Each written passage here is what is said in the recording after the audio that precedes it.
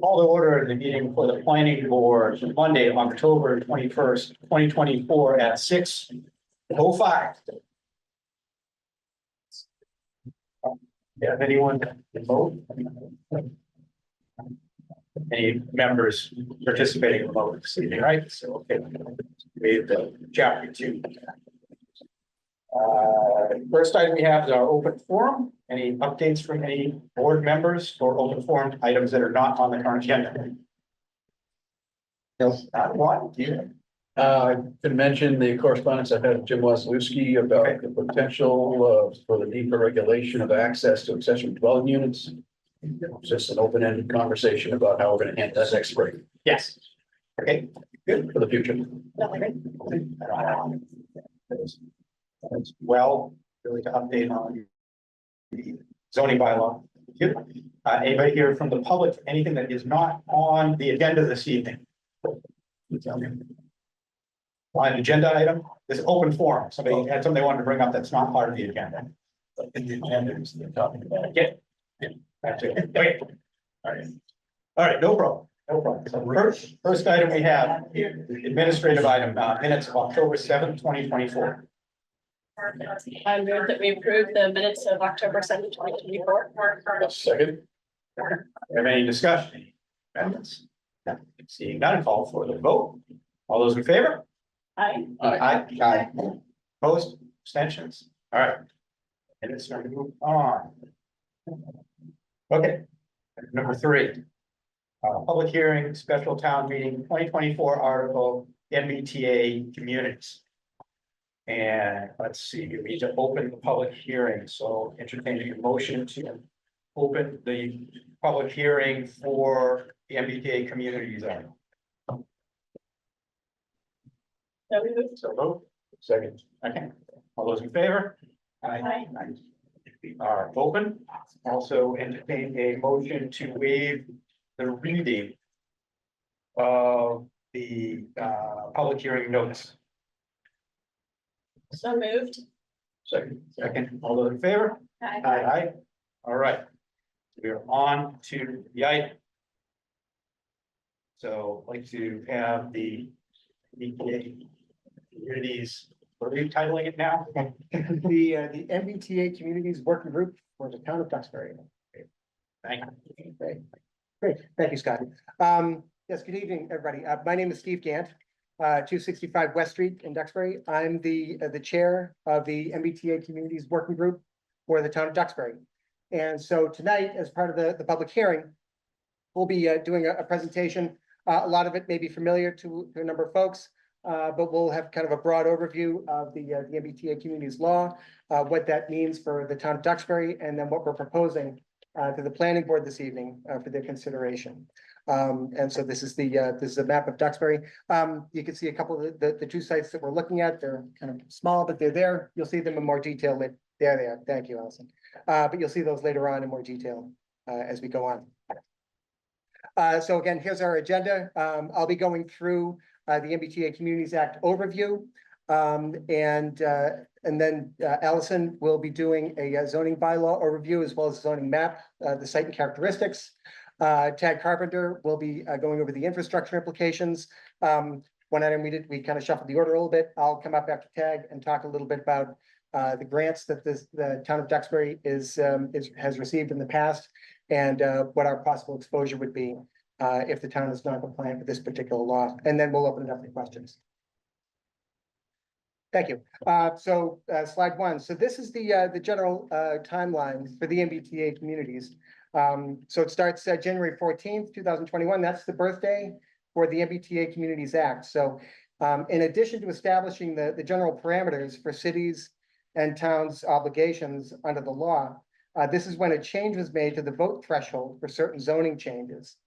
So a zoning ordinance or bylaw can be enacted by a simple majority vote rather than the typical 2/3 supermajority that applies to other zoning amendments, if that proposed ordinance or bylaw allows for multifamily housing or mixed-use development as of right in an eligible location.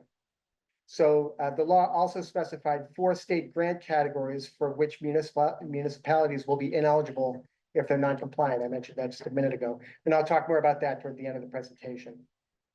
The proposed bylaw change that we're discussing tonight, this is one that does allow for multifamily housing development as of right. So what that means then is that the proposed change needs only a simple majority vote of town meeting. Then January 29th, 2021, that was the date that preliminary guidance was issued for the law. Among other requirements, municipalities would be considered to be in compliance until formal guidance, formal guidelines are published, and of course, that's since happened. December 15th, 2021, that's when the draft guidelines were published, public comment. March 31st of 2022, that was 3.5 months later, the state received about 400 comments on the guidelines. Then August 10th of 2022, that's when the first round of guidelines was published. It established the 4 community categories that I'll be talking about in just a minute. It announced significant changes for small and rural communities that don't have transit stations. Those changes didn't affect Duxbury. That guidance also implemented changes to the concept of reasonable size criteria. And that's where the state established some circuit breakers that prevented multifamily housing capacity from exceeding certain thresholds for a community. And more specifically, the multifamily capacity couldn't exceed 25% of existing housing stock, and the minimum land couldn't exceed 1.5% of the total developable land area. And then that guidance again, from that date, they also announced a then upcoming unit capacity tool that was going to be released in the fall of 2022. In October 10th, 2022, additional guidelines were released. Among them was guidance that allows a municipality to require in their zoning bylaw an inclusionary housing requirement for over 10% restricted affordability if that 10% threshold is supported, or if something over that 10% threshold is supported by a feasibility study. That's also the guidance that specified such things as reasonable size requirements. Again, that's where the 50-acre minimum for Duxbury comes from. And that was also the guidance that specified the minimum gross density of 15 units per acre. November 2022, that's when the compliance model was published. And that's the tool that municipalities and their consultants could use to model their districts, densities, and then other criteria to determine if they're compliant with the MBTA community's requirements. January 31st, 2023, that was the deadline for submitting action plans. Duxbury submitted our interim compliance plan on January 26th, 2023. And then the state notified Duxbury that we had achieved interim compliance on March 3rd of 2023. And that's the status that we have right now. We are considered to be in interim compliance with the state requirements. And then the last date there was August 17th, 2023. Yet more guidance was published. That guidance added another 13 grant categories that municipalities could stand to lose out on if it's not compliant under the MBTA communities law. And again, I'll talk about those a little bit later. Okay, we go to the next one. Thank you. So again, what is an MBTA community? So here are the 4 categories that I'll discuss in a minute. There's 177 municipalities altogether that are affected by this law. And then there are the 4 categories. And they're here on the map. So your rapid transit communities, again, the colors do kind of blend in a little bit. But in blue, you'll see those are the rapid transit communities. So those are essentially right around Boston. And those are the cities that host red line, green line, blue line, orange line, and silver line locations. And then you have the commuter rail communities. There's 71 of those. Those are in dark green. So those are communities that again host commuter rail stations. Then you have the adjacent communities. Those are the ones in light green. So that's the category that Duxbury falls into. And then you have the last one is adjacent small towns. So those are in the lightest shade of yellow that you see up there. And then there are 35 of those. So why does that, why does the distinction matter? Which category you fall into? So, well, one of the things that affects is your district compliance application deadline. So for example, the rapid transit communities, those are the ones that are in blue, they had to be in what's called district compliance. So that means they had to have submitted a municipality approved zoning map and ordinance by December 31st of 2023. That was Milton's deadline. So if you've heard a lot about Milton, their deadline was December 31st of 2023, as it was for the other rapid transit communities. For commuter rail and adjacent communities, that deadline is December 31st, 2024. So that's again where Duxbury is, and of course, that deadline is coming right up. On September 24th, 2024, we requested an extension to December 31st of 2025. But on October 16th of this year, a couple weeks later, the state responded with a denial of Duxbury's request for an extension. So our deadline then remains December 31st of 2024. And then you have the adjacent small communities, their district compliance application deadline is December 31st of 2025. So that's one area that's affected by which category you fall into. It also affects where the municipalities, MBTA communities, districts have to be located. So in this case, the law requires that the zoning districts be located not more than a half a mile from a station or ferry terminal, if that's applicable to the municipality. But the thing is, that's not always practical or applicable to practical or possible for a town or a city. So the location requirement is only applicable if the municipality has at least 100 acres of developable land that's within a half-mile distance from that station, and Duxbury doesn't have that. So that gave us more flexibility with regard to where we located our zoning districts. Then the last thing is, this also affects what the term reasonable size means. I mentioned that term earlier. So what does reasonable size mean for the specific municipality? So in all but the adjacent small towns, excuse me, what that means is that the minimum district size either has to be 50 acres or 1.5% of all developable land within the municipality, whichever is less. And in Duxbury's case, the 50-acre threshold was less, so that's what we're using when we're determining our districts. Okay, slide 3. So then again, what is an MBTA community? So 100 acres of developable land, that's the criterion that factors into each of these 4 categories. Rapid transit community, they have 100 acres of developable land within developable acres within a half mile of the station, or the stations in the municipality. The commuter rail community, that's one that's not a rapid transit community. Oh, so that's dark blue, that's where Duxbury is. Not a rapid transit community, and they have 100 acres of 100 developable acres within the half mile of the municipality station or stations. But an adjacent community is I'm sorry, the commuter rail community is not Duxbury. That's one down in the lower left. Thank you. The adjacent community, that's the dark blue one in the upper right. That's where Duxbury is. That's one that's next to a city or town with a commuter rail station and has less than 100 acres of developable land within that half mile of the station. And then the adjacent small town, so that's one that has less than 100 acres of developable land within the half mile of the commuter rail station, and they also have a small population. Okay, so next slide. So here's the basic requirements. You can't with the with this particular law, you can't require a special permit. It's not otherwise subject to discretionary zoning, local zoning approval. Duxbury's objective here is an average density of 15 units per acres for compliance. It's also subject to other limitations that might be imposed naturally by the Wetlands Protection Act or Title V.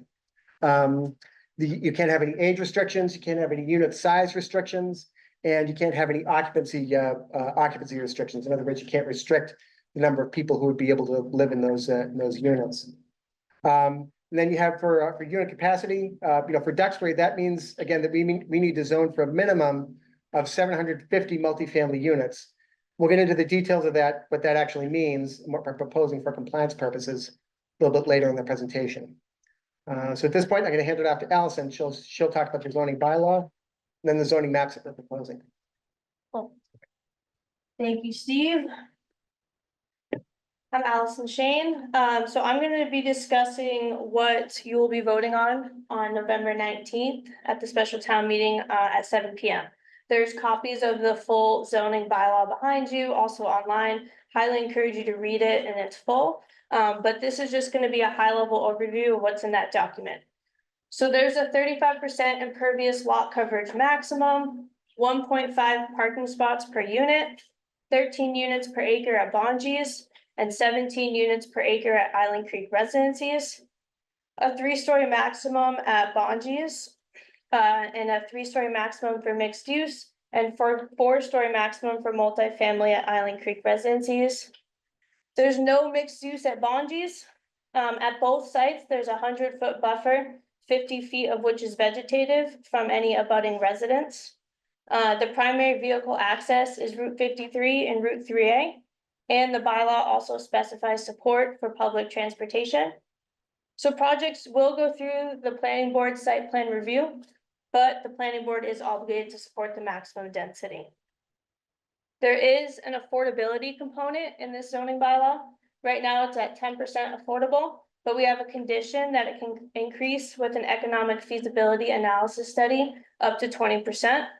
MAPC has agreed to conduct the analysis for $20,000, and the Duxbury Affordable Housing Trust will provide the funding if this gets passed at town meeting. This is a bird's eye view of the town. It's hard to see. We'll fix it for town meeting, but those are the two sites that we're going to talk about. The first site is Bonji's. So the black is the overlay district that we're proposing. This is the current existing zoning at Bonji's. So there's new business 1, plan development PD 1, and some resident compatibility RC. So we're proposing an overlay district, which is called PTOD 1. The acreage is 20 acres. Lot size minimum is 10,000 square feet. As I mentioned, the building height is 3 stories, not to exceed 35 feet to the highest point of the roof. Maximum lot coverage is 35%, 13 dwelling units per acre, a 50-foot front, side, rear yard setback, unless you are next to a resident, and that's 100 feet. The proposed maximum capacity, based on our consultant's compliance model, is 267 units at Bonji's, and currently there's no existing multi-unit units at Bonji's. We're now going to go to Island Creek. This is the existing overlay. It's in black again. The majority of it is RC, and there's some NB1 in the front. There's 358 existing units at Island Creek currently. So this has 2 overlay districts being proposed. The blue in the front is the mixed use, or the MUPTOD. The one in the back, the yellow, that's PTOD 2. So starting with mixed use in the front, that's about 5 acres, 10,000 square foot lot size minimum, 3 stories not to exceed 40 feet to the highest point of the roof, same maximum lot coverage, 12 dwelling units per acre, 30-foot front, side, rear yard setback. And then if we go in the back, the yellow, that's PTOD 2, 27 acres, same lot size minimum. Building height is 4 stories, not to exceed 46 feet, 6 inches to the highest point of the roof. Same maximum lot coverage. Maximum density is 12 dwelling units per acre, and a 50-foot front, side, rear yard setback, unless they're next to an abutting residence. So I just want to break down this formula because we've been getting a lot of questions about what new units could possibly be at these 2 sites. So under the first section, the permitted unit calculation, the state requires us to zone for 750 units. They also recommend that towns add a 10% buffer, but our select board has guided us to add a 5% buffer. So now we're talking about 788 total permitted units. At Bonji's, like I mentioned, there are no existing units, and our compliance model has had a maximum of 267 net new units at Bonji's. And then at Island Creek, based on the acreage and the number of units per acre, that brings us to 462 units. But you're going to deduct the existing units there, so 358 units. Add that plus the new units at the MUPPOD and the mixed use, and we're talking about potentially an additional 163 new units at Island Creek.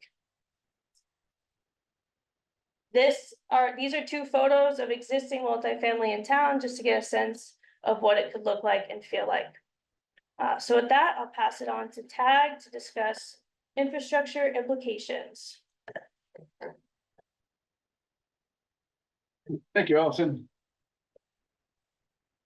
I'm Tag Carpenter, a member of the planning board, working group, and want to just speak very briefly. We have a lot to get into, and we want to have time for your questions at the chair's disposal. So I'll just quickly run through this.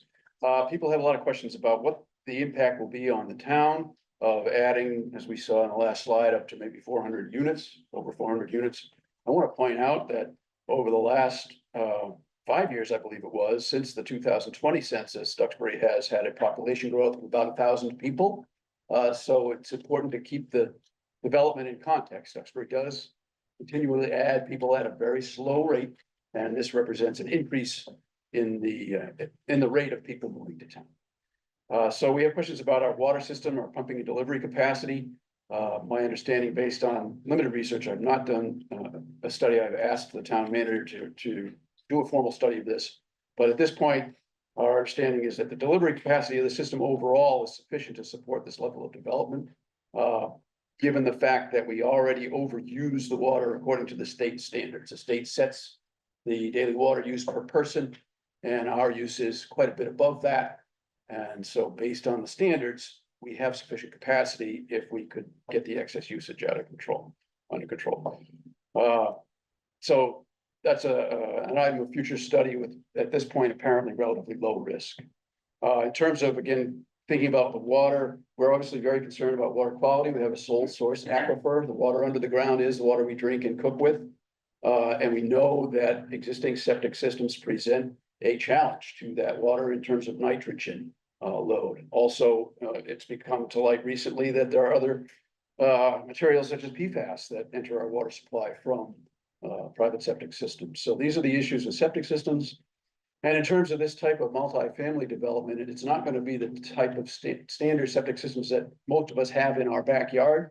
Title V compliance septic systems in this part of the world are often mounted due to a high water table. All of those factors obviously are still in play with any septic system for a large scale development. It would have to meet the standards, and that becomes an engineering problem for the developer. The selection of the sites, the actual placement of these, if you look at the overall town, most of the town has aquifer water under it. So it's really difficult to find a spot for this. As far as the surface water risks, we know that when we have a large heavy duty rain event, which we have increasingly now, we get a pulse of pollution off the land delivered into the bay. And so that's also a siting consideration. Locations that are right up near the shore would not be preferable for this type of development. These are some of the factors that went into consideration as we looked at the variety of locations available. In terms of that surface water risk, there is, as part of site plan review, already an existing set of controls for ground surface water. You're not allowed to regrade a lot and push that water off onto a neighbor's property. Those controls are already in place. So let's see if I can get to the next one. Here we go. So there are other questions about the placement of a large concentration of essentially a new village, having to do with the impact on the traffic. The working group elected the Bondi's location because it is located on a state highway and has the capacity to absorb additional traffic as compared to some of the sites that were on central local roads. We do know that in terms of public safety demand, police and fire response calls will go up as a result of a multifamily, a large scale community. They will go up anyway. I mean, just houses and people have needs, but we know that when people are concentrated, it can create conditions where there is increased demand. All of that really depends on the living situation of the people, which we can't possibly predict at this point. So it's known that it will increase, it's not known how much. There's been questions about the school impact on schools. We're going to have to build a new school based on enrollment statistics. Our enrollment in the schools has been gradually declining over the last couple of decades, and we have excess capacity in the school system today. Of course, if there are more students, there will be a need for more teachers, and that level goes up and down every year based on a number of factors, population being just one of them. So it's something that we have to plan for, and it's something that will unfold as people move in. I want to mention in this question about student body in particular that we've been told, and the evidence indicates that larger scale multifamily developments tend not to draw families with a large number of children. They just don't tend to want to live in that kind of a situation. It tends to draw young people starting out, professionals, retirees, empty nesters. those are really the target audience for this type of multifamily development. So if you compare 400 units of multifamily to 400 new single-family homes, we anticipate a much lower rate of school participation from that type of housing. Finally, if any of the roads, because we're talking about a large area here, 20 acres of new development, it's going to include roads. Oftentimes in a large scale development, the roads will be specifically designed and laid out to be compatible with public standards. And there will be a future request to accept some of those roads as public streets.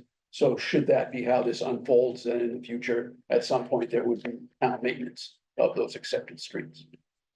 So that's a quick summary on just an overview of the infrastructure considerations that drove some of the decision. Finally, I want to talk about public quality of life. The whole point of this law is supposed to be public transportation access, and as we know, we don't have a public transportation node in town. Therefore, it's really a question of proximity to Kingston, because that's where the commuter rail is. And again, that preferences locations on the south half of town. We would like a new development of this sort to have walkability to a school resource, to services or restaurants, to a place of worship. That's the objective, is walkability. And we know that, it's a car culture, and, culture is culture. We can't force it to change, but we can design the built environment to improve walkability and give people the option to walk. That's really the key, and you'll see that in some of the bylaw language. One of the other considerations is when you look at the Island Creek Apartments complex, the way it's built with the primary entrance right there on the highway ramps, it is possible to walk to Bennett's. It's also possible to walk to the grocery store, but you really take your life in your own hands trying to get across the highway and all that. So, if you look at that development, the way that was put in, you can see that the walkability is not high. And we would like to be able to correct or improve on that with another round of this type of development. So we tried to again incorporate that. And then finally, I know that, we value presentation in the town of Duxbury. We have a large amount of historic homes. We have newer homes that are built in a historic, traditional New England style, and we tried to promulgate that same type of design standard in the regulations for the new zone. I think with that, I'll hand it back off to Steve here to talk about the grant situation. Thanks, Nick. So a little earlier, I touched on, there's really two main categories that the state has specified could put different types of grants for which Duxbury and other municipalities would otherwise be eligible. It could put those at risk. And so the first category is what I'm referring to here is these are specifically specified in the statute when it first passed in January 2021. There are 4 grant programs that are specifically called out for which the town of Duxbury and any municipality would be ineligible to receive, or from which we'd be ineligible to receive funds if we were non-compliant, the MBTA communities zoning law. And so here they are: Housing Choice Initiative grants, local capital project funds grants, MassWorks infrastructure program grants, and then Housing Works infrastructure program grants. Again, these are specifically identified in the statute. We receive funds from all 4 of these programs, and we would not be able to receive these if we were non-compliant. So here's an example. If you look at the past 24 months, these are some examples of some specific monies that we've received from these programs that we would not be eligible to receive in the future. The big one here, of course, the Coastal Zone Management, the Resilience Fund, or Resilience Grant for $2 million. Seaport Economic Council, almost 200,000 there. And then the Community Planning Early Action for 50,000, Community Planning Grant, 90,000, and then an EEA Land Planning Grant. You add all that up, it comes to close to $2.4 million. Now, just to be clear, all these specific monies that you see on the screen right here, those are monies that we either have already received or that we've been approved for. So you can consider that to be the term that I use is that's hay in the barn. These monies specifically are not at risk. But if we were to get grants for other from these programs in the future, and we're non-compliant, if we were to apply for them, we would not be eligible to receive them. So then I mentioned earlier, in August of 2023, the Executive Office of Housing and Livable Communities, EOHLC, they added another 13 grant programs that would potentially be at risk for us not to receive for non-compliance. And so you can see the list here. I will spare you a read through. But the point is that these were added not through the statute. These were added through guidance that EOHLC promulgated in August of 2013. So there's a couple of important distinctions that you need to make, or that I need to make, between the 4 that we looked at earlier and then the list of 13 that I just showed you. Again, they're not included in the statute, added by the guidelines. We would not be, Duxbury or any municipality, would not be specifically excluded from receiving those discretionary grants from those 13 programs. We would not be specifically excluded like we would be under the 4 that are specified in the statute, but the granting agencies, the agencies that grant these funds to the municipalities, they can use the municipality's compliance status as a factor in determining whether to approve a town's or a city's application for grants from those programs. So again, while we wouldn't necessarily be specifically excluded, that's something that the granting authorities would if we were non-compliant, the granting authorities would certainly consider the fact that Duxbury was non-compliant in deciding whether or not to allow us to receive those funds. So with that, the end of the presentation, and we will open it up for questions. Okay, start off, questions. Anybody, board members have anything particular, and then we'll move on from there to the public. We've all kind of seen all this information a few times and been part of dealing with it, so I don't know if anybody has any specific questions from the board. Yeah, Kristen. I have a bunch. Well, yeah, so thank you all so much for doing this. First of all, I hope everyone in the audience recognizes that there are this group of members jumped in, were appointed by the select board in July. So they've had like 10 meetings on this, and they have worked super hard to the presentations, to hear your questions and to get them answered. And that's why there's a huge list of FAQs, frequently asked questions, in the back. So I want to thank the 3 of you so much and the rest of the committee. One of my questions was on one of the slides. It had to do with the occupancy caps. It was back in the beginning. Use the arrows. I'm sorry? Use the arrows. Oh, thank you. Toward the beginning, For which site, or just in general? right there. That's it. Okay. Housing suitable for families with children. So it says no occupancy caps. Mhm. So can you walk us through that? Because I'm gonna guess that somebody wanted to be able to have a 2-bedroom apartment with 30 people living in it. That's it, yes. So in the zoning bylaw, we couldn't specify that a unit of a particular size or a certain number of bedrooms was restricted to a certain number of residents.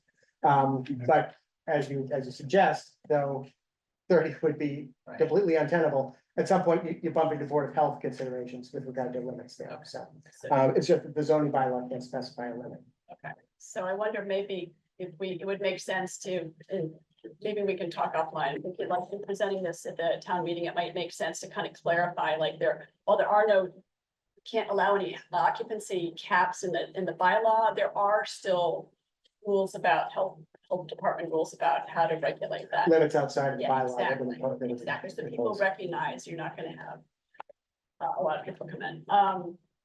And then,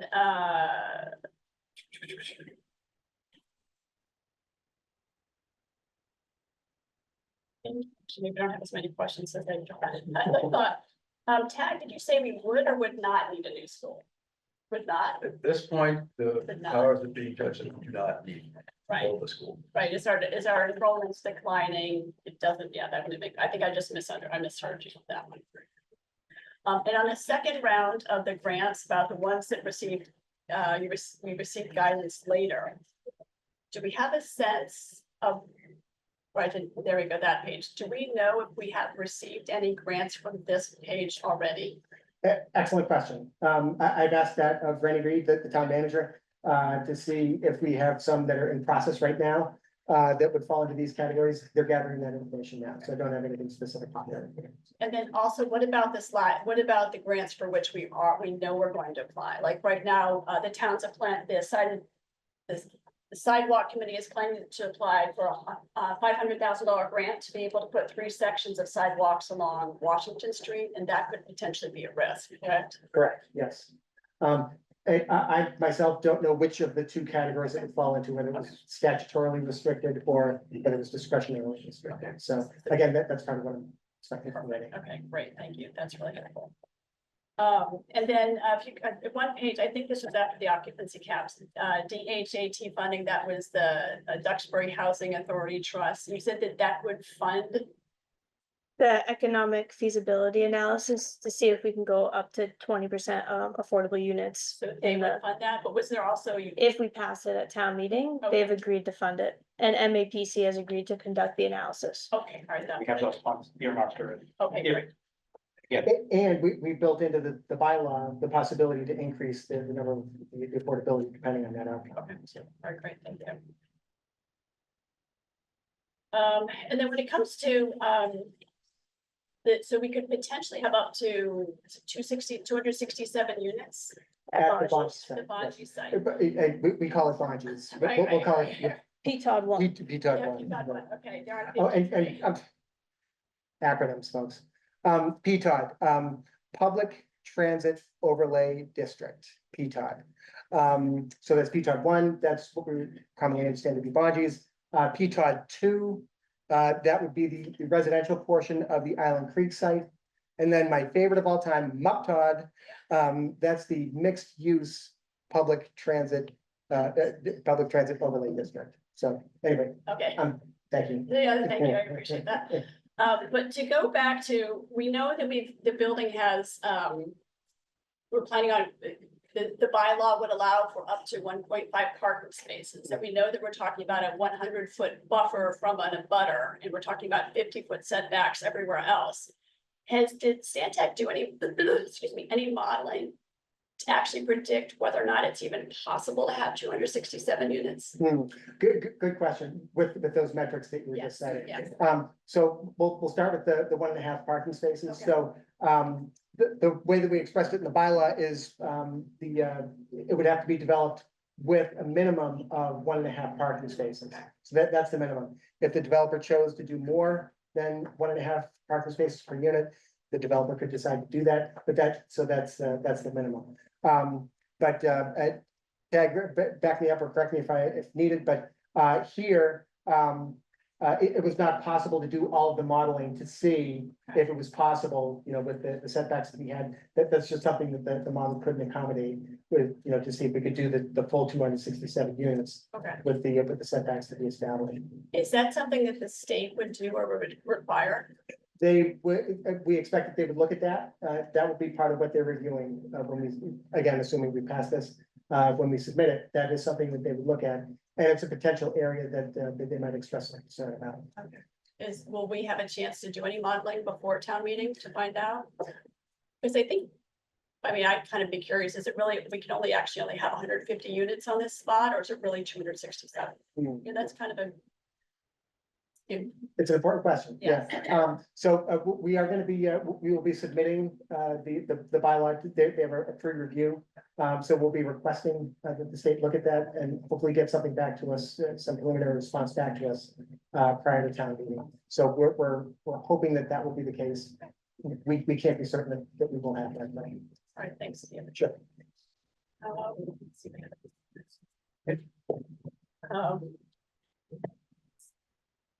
And I think one of the important things to notice that this is only for zoning. We're not even talking about actually anything being built. This is a requirement by the state. We're required to create a new we've been requested to create a new bylaw. This doesn't mean that there's anybody interested in planning to build anything anywhere. I think no one has approached us as a working group to say that something is specifically contemplated with regard to either of these 2 sites. So, And we're doing it as an overlay district. correct. Yeah, so as an overlay district, all the underlying districts involved are still in play. So if a developer did come along to go to one of these, one of the sites, as we all know, is pretty well developed at this point anyway. It's a high density spot here in town. Island Creek is a dense housing development as it is, with commercial in the front, offices, etc. Again, it's important to know that if somebody decided to go into the other site, the Bonji site, and wanted to put in single family homes, they can do that because the bylaw allows them to do that. They could come before our board, they could build single family homes. They could go 40B and put in the typical 40B condo development like we have in town, or they would have the option to do this, a more dense situation. So this doesn't take away the ability of other things that could be done development wise with either of these two properties. One property, as I already mentioned, is already densely developed. Chances of this, nobody's gonna come in there and just flatten the thing and start over to build this. It's already basically a developed property, but it does qualify under the program for us to utilize that site as one of our sites. We don't have two of those in town, so everything else has to be something that is undeveloped at this point. And again, it doesn't mean that this would be what would be developed. It's up to, developers who get involved with this, these properties. And a property such as this one we're talking about, at some point, probably in the near future, is going to be developed one way or another. There hasn't been a turkey on the Bonji's turkey farm in many years now, so eventually that land will be under development. We've looked at that from a planning board's standpoint for all the years I've been on the planning board. That is the big site, and how do we promote the development and proper development of that site that has been on the planning board's radar for many, many years, waiting for somebody to eventually say what they want to do there. So it is a site that has had a lot of experience at the planning level. That's it. Thank you. I think You have any more that's it. Okay, we got Okay. all our questions done here, and I'll try to recognize everybody. I don't know, hands go up all randomly all the time. We'll start here in the front.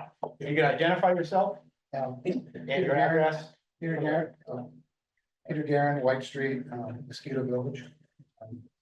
Over here, Bay Road. So I will absolutely thank, applaud everybody that's involved, either side of the coin. Because it takes a lot of effort to put that, put that time in. So I think that's really great.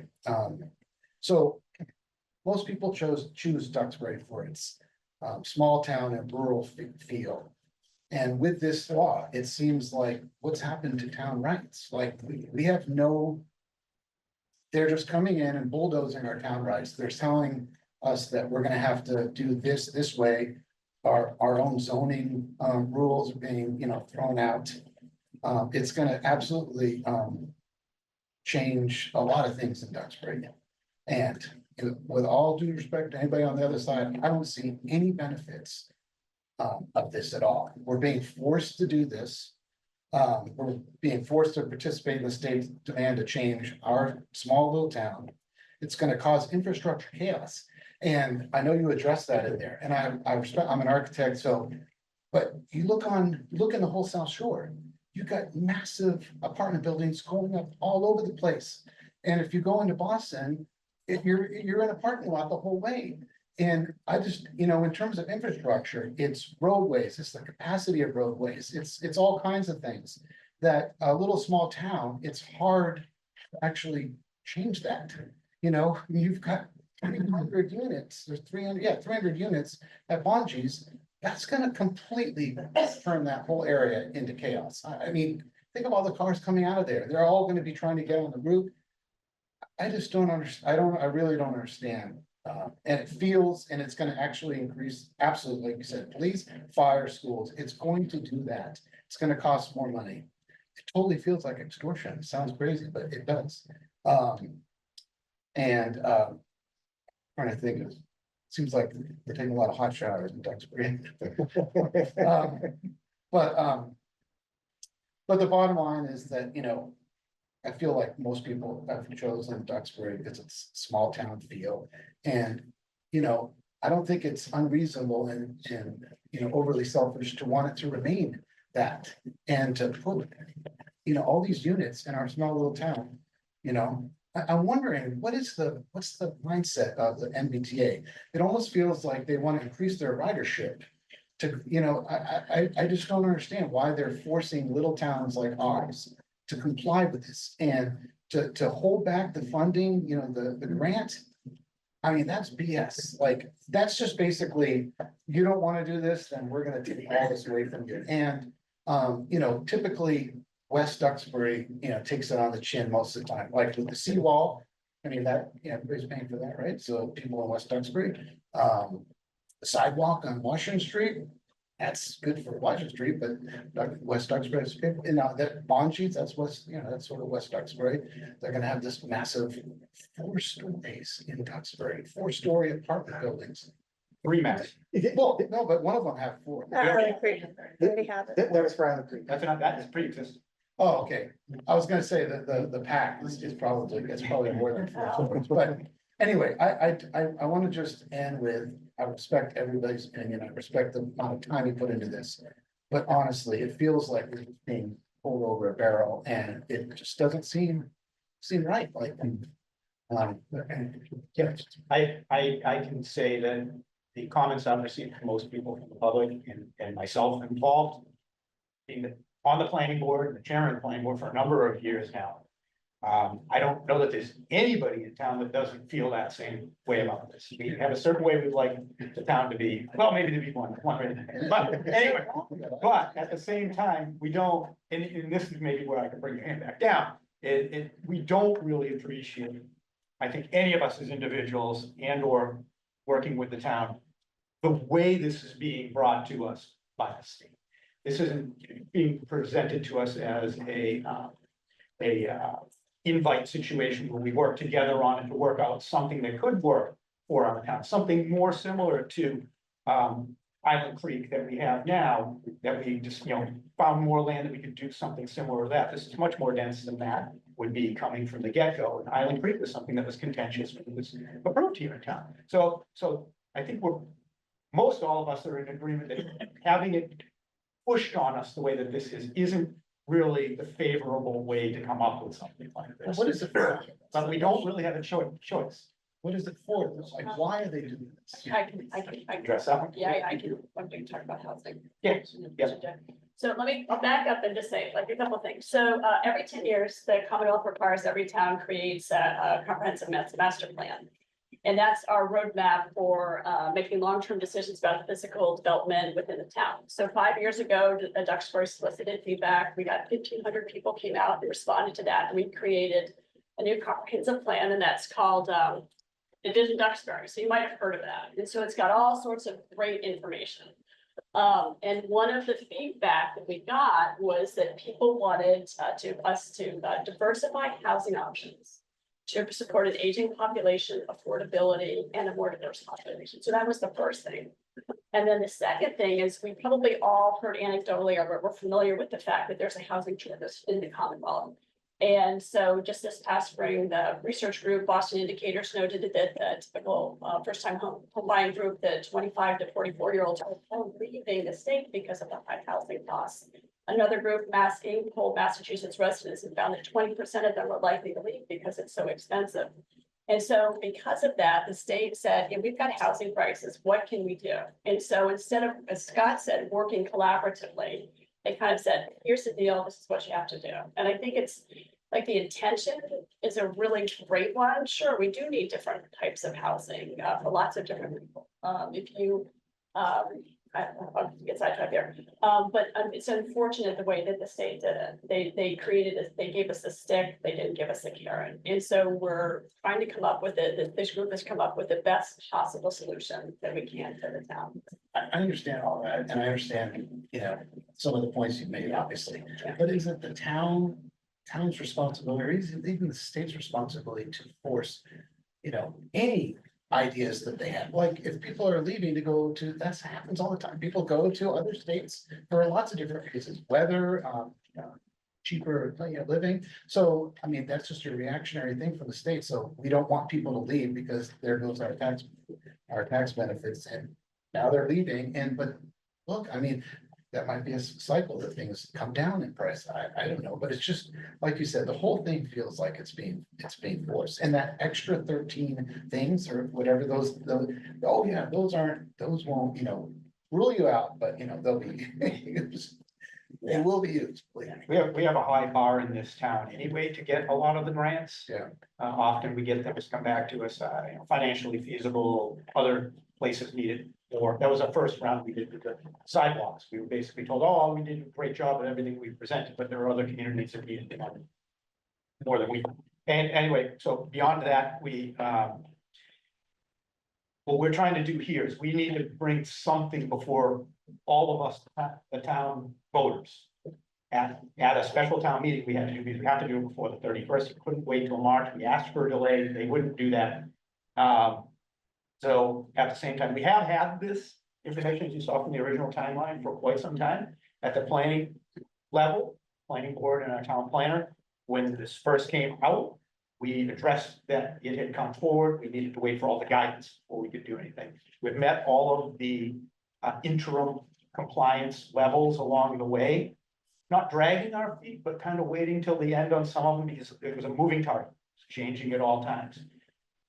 We've now hit that deadline. They've dug their feet in on the 31st for towns to vote one way or the other. So what we've tried to do here with the working group and the planning department is to bring forward something that meets the guidelines that we think will be as good as we can, minimizing what could happen here in Duxbury, but meets the guidelines. And then it's up to us, all as individuals, to press one or two when we Only vote single, and decide whether we're gonna do it or not. And if simple the town- majority. It's a simple majority. See that? So Really? not, zoning bylaws are usually a 2/3, but this is a simple majority, and that's the way that Again, was who set. made that rule? State, Yep. they made that a requirement, They're That's not on statutory. our side. but that is statutory, that would be anything that would be presenting, if we just came up with a bylaw on our own to provide more density somewhere in town, it would still be a 50% bylaw change, it wouldn't necessarily It be. feels a little better internally. Yeah, it does, it does. So what we've tried to put together is meeting their requirements as best we can, be as conservative as we can with what we're offering. I.e., overlaying a district that really already developed is a big piece of this whole piece of the puzzle. And then but we didn't have anything else we could grab like that. Anything else we have to do is gonna be someplace that would be potentially developed. And, referring back to the master plan, as Kristen had mentioned, one of the top items in there from all the people that responded to it was more affordable housing in town. And the only other way we pick up any affordable housing in town is not through our bylaws, it is now, is 40B. Almost, we see it almost every day, a new piece of land of any size gets developed as a 40B. And people want them too, people want the condos, and I have no problem with that. So the developers have abused that. Yeah, exactly. Okay, move on, next question. Mr. Chairman, Yes, if I may, yes. just to clarify, so we have 3 members of the working group here and there are 4 others too. We, and as Scott said, we are bringing this plan together, just as doing the best that we can with the hand we've been dealt. As a working group, we are not the proponents, if you will, capital P, proponents for this particular bylaw and map. We are avowed agnostics when it comes to whether or not this is a good idea. We're simply bringing the best plan forward that we think, for the town we just see. Yeah, Yep, no. so I just wanted to make sure. No, that I you- appreciate that, and it comes through loud and clear. You're not going one way or another, and I think that's fair. Right here in front. Identify yourself and where you live. Joyce McClellan, Bay Road. So I have 2 questions, if that's okay. Sure. One is the additional expenses that would come about with safety, police, fire, maybe additional teachers. Wouldn't the tax revenue of these 2 developments take care of that? And that's the one question. I can ask them separately or tell you both right now and you can answer them. The other one would be water and sewer at the Bonji site specifically.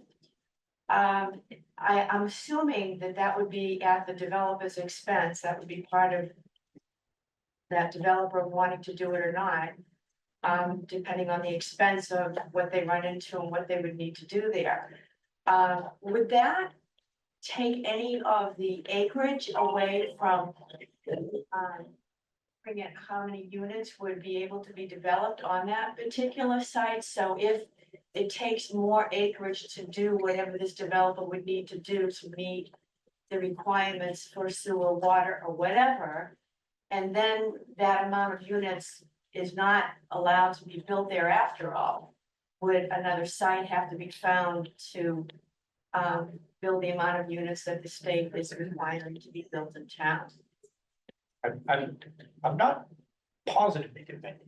Okay, you can answer Yeah, I that. can just have both of those. Okay. First, in terms of the expenses. The party line coming from the urbanists is that if your community is developing, if you're adding housing units, then your tax revenues will increase with the addition of the housing, so you'll have an increasing revenue stream. And the expenses that you will incur from the new residents will not increase as quick. So their theory is that housing growth supports a sustainable budget. Now, is that true here in Duxbury? I don't know of anybody who's crunched the numbers to prove that. We do know that we are experiencing a budget crisis. We are right at the face of having to do something with an override because our expenses have continued to rise and our taxes have not. So according to that logic, it would be a positive. Additional units. That would be true. Yep. Okay, Yep, and it depends, of course, on the unit size and the assessment formula and okay. there's all the stuff there. So that's the theory. That it should be net positive, at least in the short term. And as far as the specific question about would the ground conditions at Bonji's create a circumstance that prevents the developer from reaching the density target? And if so, would the town then be required to find more land? Yeah. So the first question, I can't get a straight answer. If you look at our aquifer protection overlay district requirements, they state they require 60,000 feet of upland for one unit. That's an acre and a half per housing unit. Never gets over density. That's going the other way. So there's definitely a contention between our aquifer protection and this bylaw, and the bylaw contains what they call, the state requires that it contain density protections. So that if a developer wants to reach, they want to hit their 13 unit per acre target, we say, well, our bylaws don't allow that because of this. The planning board is obligated by the state to make a waiver for that part of the bylaw, so that the developer can reach the density. That's part of the deal. It's that they let the developer override ordinances, but that hasn't been tested yet. So we don't know actually where that will fall, because the state also says that, Title V and other environmental protections are still in place. So they're giving us sort of mixed signals on that. Okay, so But it in any hasn't been case- tested, and we have a special town meeting to vote. How would you vote for it or against it, not knowing the answer to that? Yeah, well, we want certainty and we're not gonna have certainty. The properties themselves meet the requirements of the state under this program. As they are now. Until it goes to get developed, we won't know the details exactly as to what the septic requirements would be. There's different things they can do with different types of septic systems or treatment areas and everything else. A lot of the larger developments have to do that. And it doesn't just become a septic system for each unit the way that we have them on a residential lot. My guess would be if some of those things restrict the overall number, according to the state, what we're giving them meets their requirements. My position would be, we've met their requirement. The developer comes along and he decides, well, this isn't all gonna fit, so I'm gonna build less on it. That doesn't mean this overlay district doesn't exist, and that we've met the requirement with them for that. Again, the developer could come in and just put 12 houses on this property. You don't have to build more.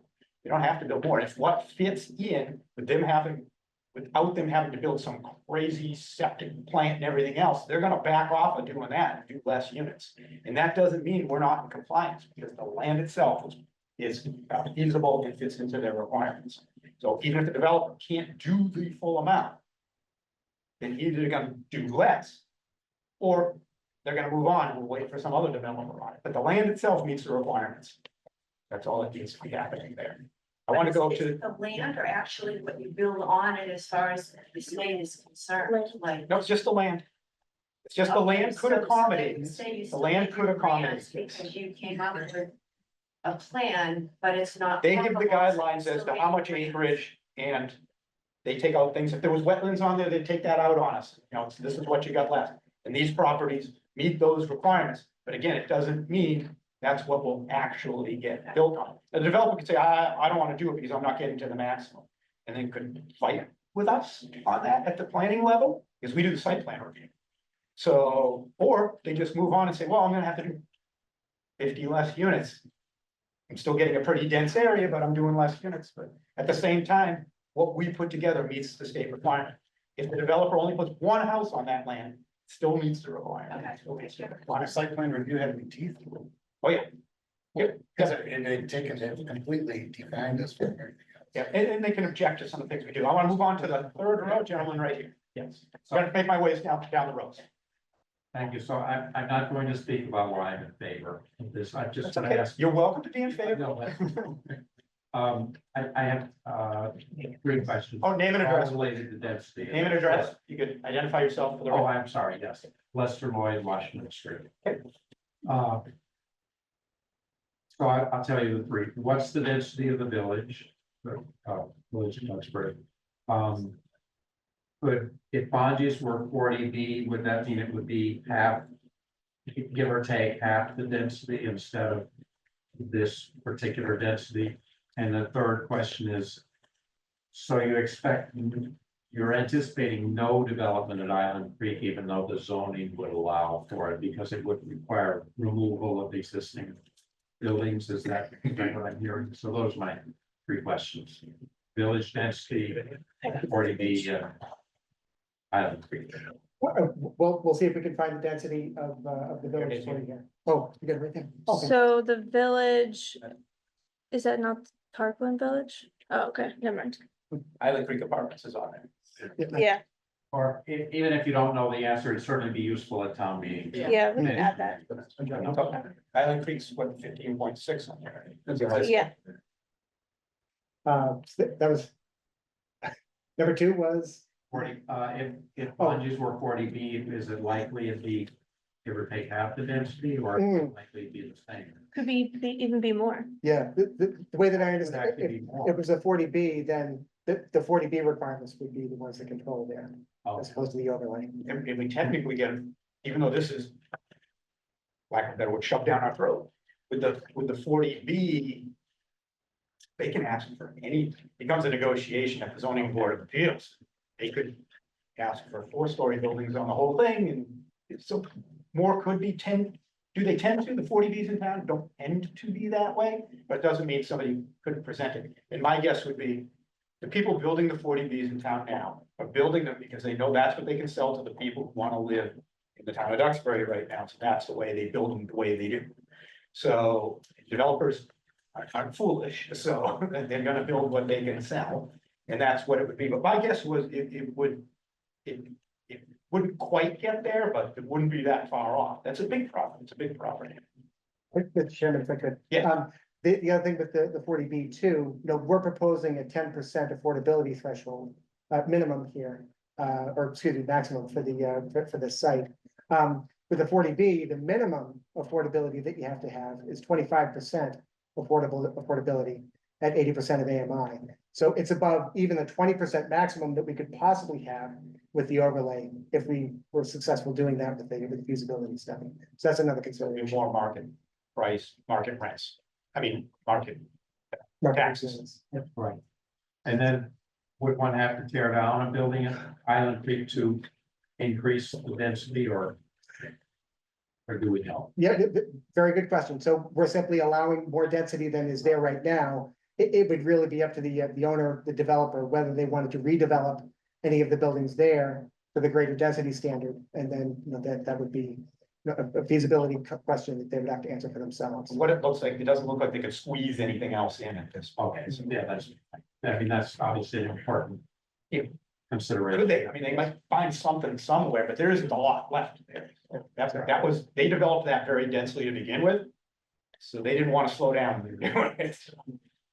Thank you. If you don't mind, I was just gonna try to make my way down the third row. Do I have anybody else? You, John, on the end where you had your hand up, right? Yep. Go, sorry.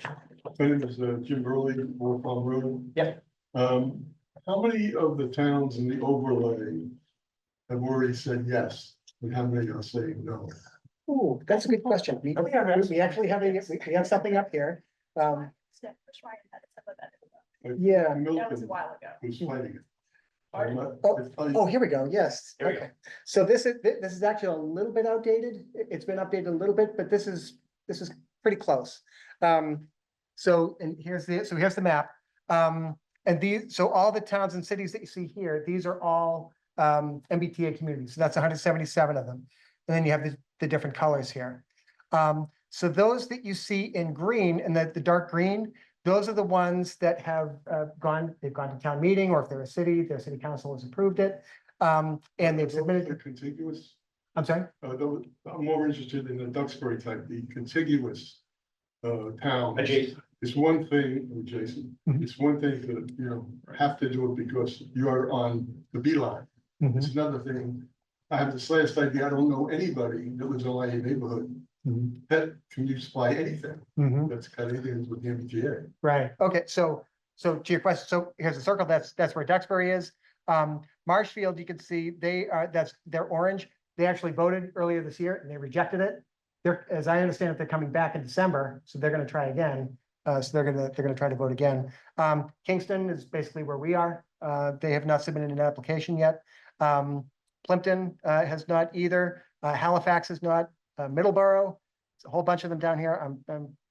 Need to be better at geography. But everything that you see in gray has not submitted an application, a final compliance application. Is anybody suing? I'm sorry? Is anybody suing? That's a good question.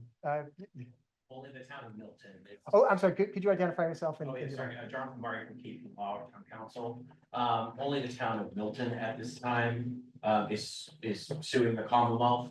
The town of Holden is in a lawsuit as well, not with the Commonwealth, but with private parties. That case is stayed pending the Milton decision. But there are no other communities that are, to my knowledge, that are in active litigation. Where is the Milton community? Where is the suit? Milton. Stand? So the case was heard before the Supreme Judicial Court earlier this month.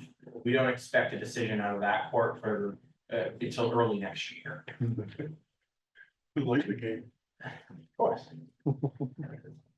So besides that, it's been 12 communities that, as you say here. Right, yeah, so 12 communities, they're not counting Milton and not counting Holden. There are 12 communities in orange that have voted no, but they're technically not compliant yet because they haven't hit their year-end deadline of December 31st, 2024, or 25, a small community. So they theoretically have another chance to pass it before the end of the year. And so there are 12 of those. And then it's it was half as of October 7th, and we're a couple of weeks later. So it's a little less than, little bit fewer than half are still gray. In other words, still having to submit their final district compliance plan. Everything's doing it video. Well, for everything, so for the MBTA adjacent communities like Duxbury, yes, the deadline is the end of this year. For the adjacent small communities, that's not Duxbury, but adjacent small communities, their deadline is the end of next year. Gentlemen, in the third row here, the blue vest, yes. I got it. You got your answer, all right. So anybody else down that row, over here, three? Yeah, Ian Dargan, Arrowhead. I'm concerned about density issues. One thing, and thank you for what you're doing. I realize that your attitude to being asked to show compliance with this rather than find a way to push back. But my concern is we have density level that is right now at 10 units per acre. The minimum that you're being asked to go to is 15 units per acre. That's a minimum. There's no expectation or requirement for bedrooms, and there's no expectation or requirement for size of the unit. you could have penthouses and you could have multi-million dollar, properties in this.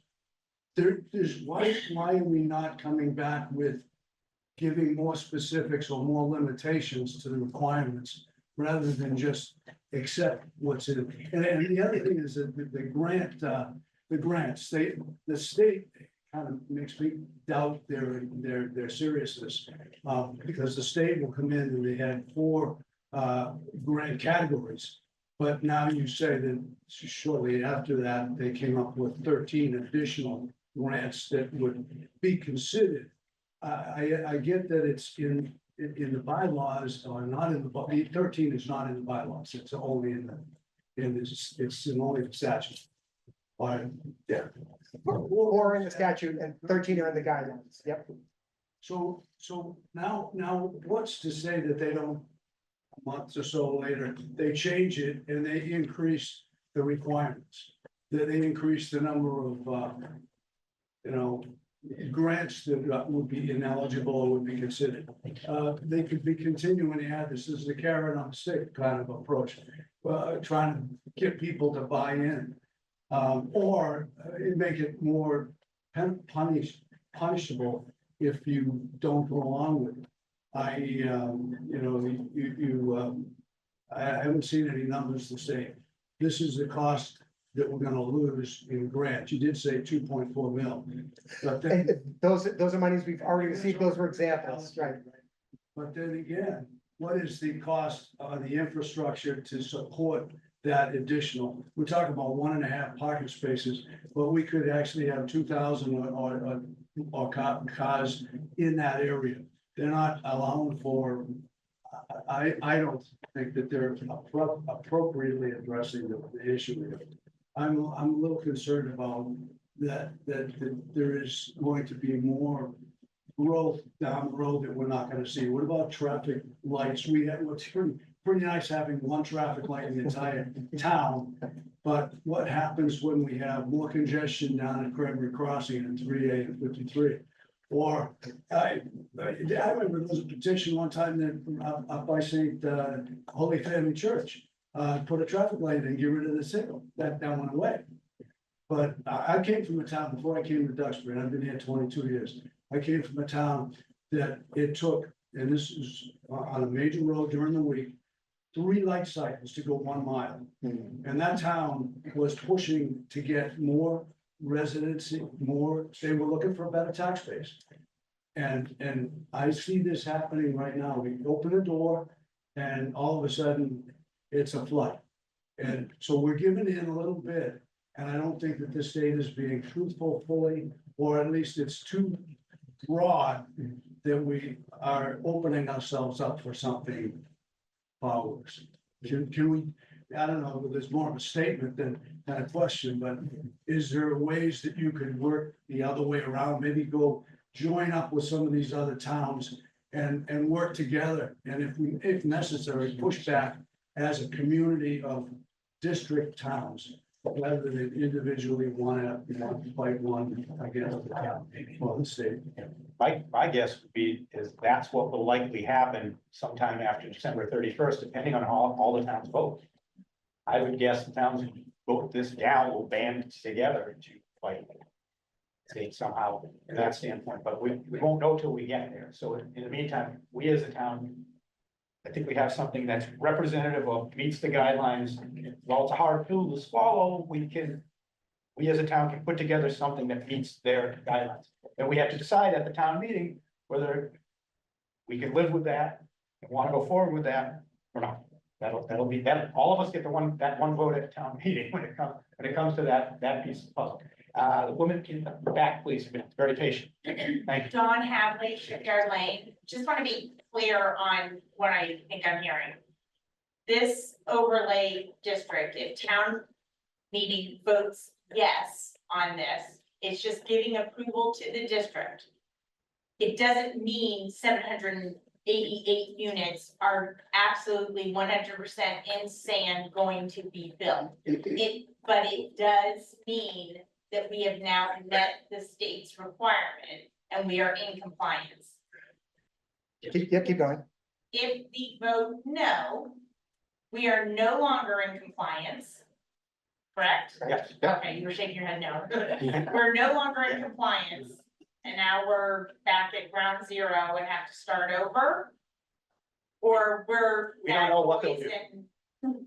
We get nothing. We don't know if they'll extend to us to go to March and come up with something better. We don't know, what they're gonna, Yeah. what they're gonna say. So we say yes at town meeting, and it's now up to a developer to come in and say, okay, yes, I'm gonna build 788 units somehow in these two areas only. They can't go build them someplace else in Duxbury, That's correct. just in Just these these two two. overlay districts, And period. again, keep in mind, one of which already has 400 and some odd units, 350. 358 units already on it. What they could do, And those units count towards the total. if they amend what they've already done, if they felt like it. of the state. I mean, That all the time. So the next part of that is, let's say we get, so a developer does come in and builds 150. Are we still in compliance? Yep, the property was overlay zone for this, we're in compliance. Thank you. And, Mr. Chairman, if I may. Yeah. So, to your question about if we pass this at a special town meeting, are we then compliant? Well, So the town will have passed it, but we then have to submit the maps and the bylaw to the state. The state then has to review it, and then they will pass their judgment on whether or not it is actually compliant. yeah. But we bought time. We've done our part, and then, bought time, you could look at it that way, I Because suppose. they could come back and go, no, you need to add 5 more units, or no, this isn't big enough. Well, that piece of the puzzle, I think we've got pretty straight Mhm. within that piece of it. There could be things like some of the setbacks. They may say, you can't have that big a setback. Now, that's something, they kick that back to us. We then get to review it. We're trying to be aggressive with our setbacks for ourselves. If they say you gotta push that down some, that wouldn't require we go back before town meeting. We could say, okay, we looked at it. Okay, we're gonna go from 100 to 75. And then the state says, okay, you're all set. I mean, so there's things they could push back on that we will have to react to. But generally speaking, everything we have and the guidance we have from town council and everything else is that we're good to go by looking at this. I'm sure the state's getting all sorts of variables from different towns. And, we're gonna try to push back on the envelope, just like they're pushing the envelope on us. So, so there'll be some back and forth play with that. And next.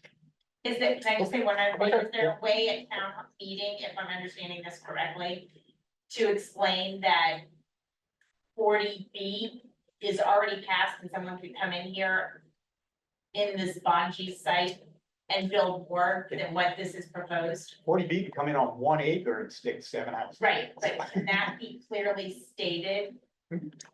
We can make that clear. Yep. Make a slide about what that means. Yes. Yes.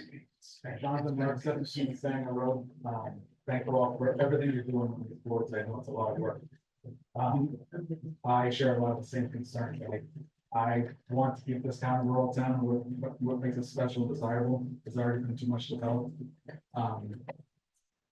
So Kristen's question, because I've had this question before, Massachusetts, they consider 70 square feet of living space per occupant. That excludes 70. 70. 70 per occupants, a kitchen, bathrooms, but not bedrooms, living rooms, bedrooms. That all counts. So as you can see, people could be in a dwelling. That's like 1,000 square feet, take out 406 people. So I also share some of the same concerns I'm going to ask about the tag. This increased nitrogen, I don't care if it's a septic system or if it's a sewer treatment plant. Both of those sites there flow into the Miles Brook, the Olive Brook, and the Bassett Brook.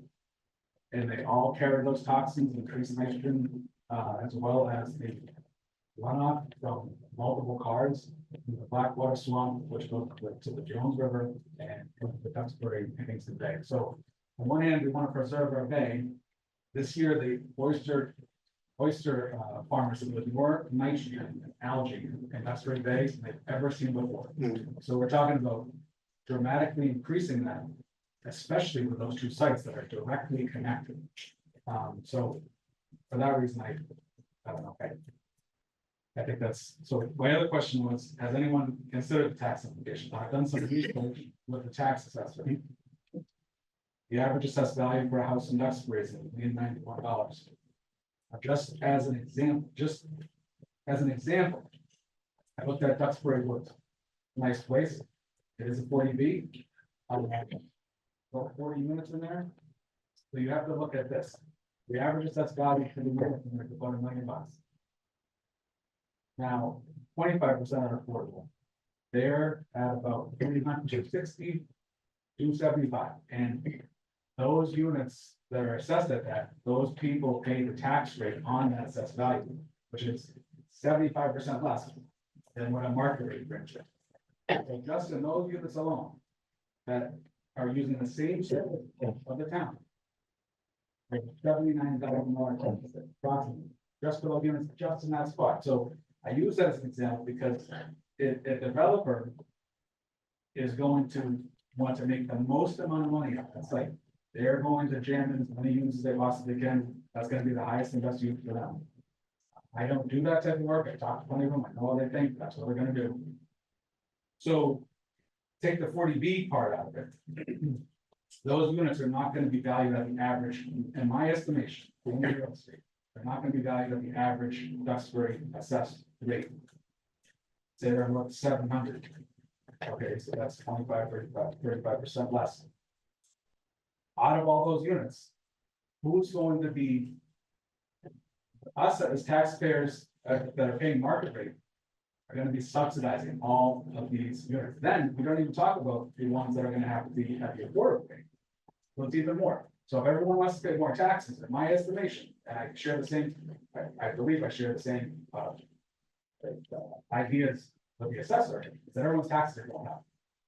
No question. That doesn't include the police reports and fire reports from the dense communities. They are over 10% of the calls already, and they are not 10% of the population of this town. I encourage anyone to talk to police and fire about the existing dense places we have. Island Tree, that's at one building, 1,165 calls year to date, which is like ridiculous. And we talked to the police and fire, they have only added one full-time police and fireman in 1976, I think. Yeah, they used to get 15,000 calls for service, and the population was a little over 10,000.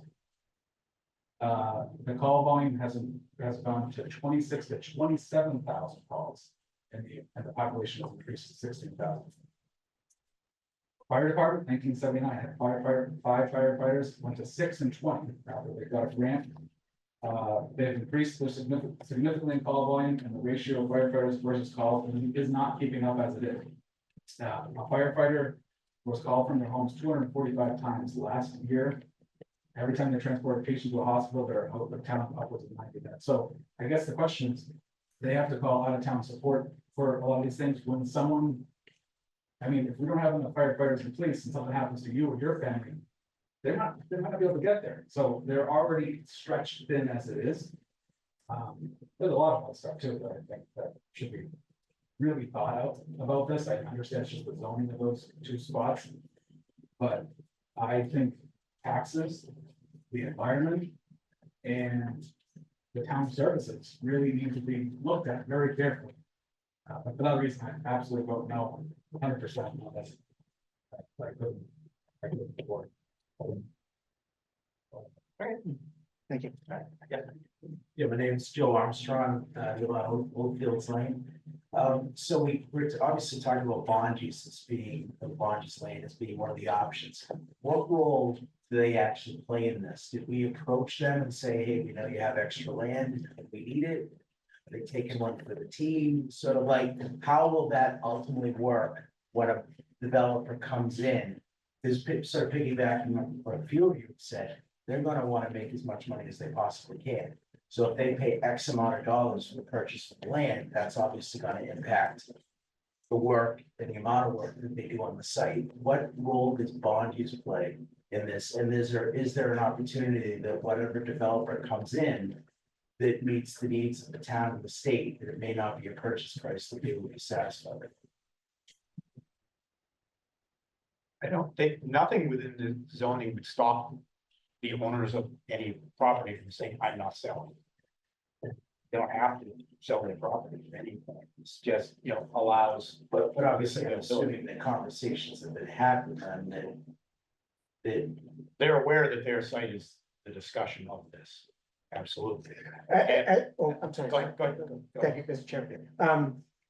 As a working group, we have had no discussions with the owners of the bond use property with respect to any plans that they may have. Or anything that they might want to do. So that has not been part of our discussion.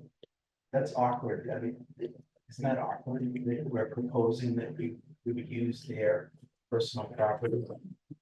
Well, it's not being taken. It's not being taken from them. It's just another I just know overlay that of if I zoning had district. an extra amount of land. And all of a sudden I'm reading in the newspaper and everything that they're planning on using my land to meet a requirement that would just strike me off. That's all. I don't think they've reached out to anybody. There was a conversation. Oh, I'm sorry. They Okay. will help you notice. Okay. Yeah, so, a butter or notifications were sent to the potential sites. I think, did Chris meet with them too, Emily, or just Paul? So one of our former interim planners did go to Bonji's, talk to the owners. They told him that they're interested in developing their land at some point. But the key distinction there, that was the form plan, that was not the working group that was doing that. And then just the second question that I had, and once again, I feel I need to preface this, but thank you guys for doing this work, right? I know you're all not in support of it.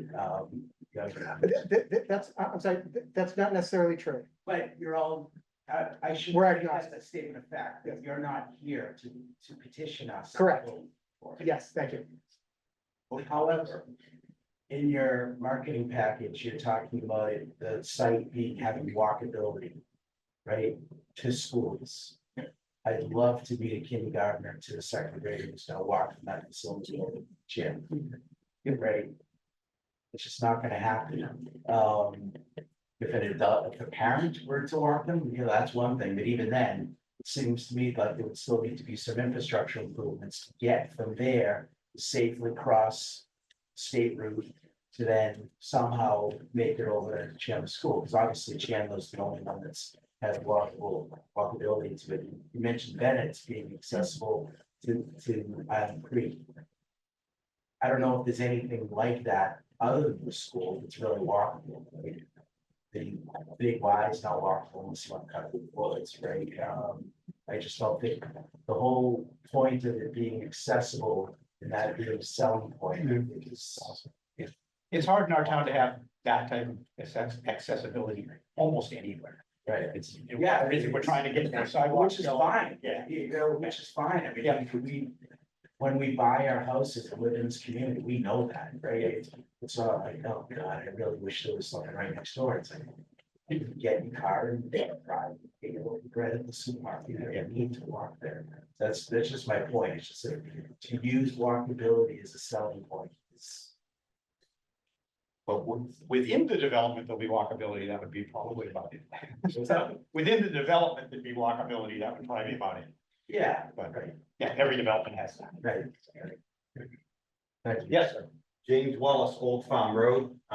This is my backyard, so I appreciate everybody coming out. I appreciate everybody's work here, but I know the challenge of me going Autumn Ave and Winter Street every day. 2 kids here. My wife works in the town as an educator. 23 kids in her classroom in kindergarten. It's a lot of people. Adding more people. I brought up something the other day, and I don't think the question was answered at the auditorium the other day. We're talking about everybody coming up with a minimum plan, a plan to provide to the state.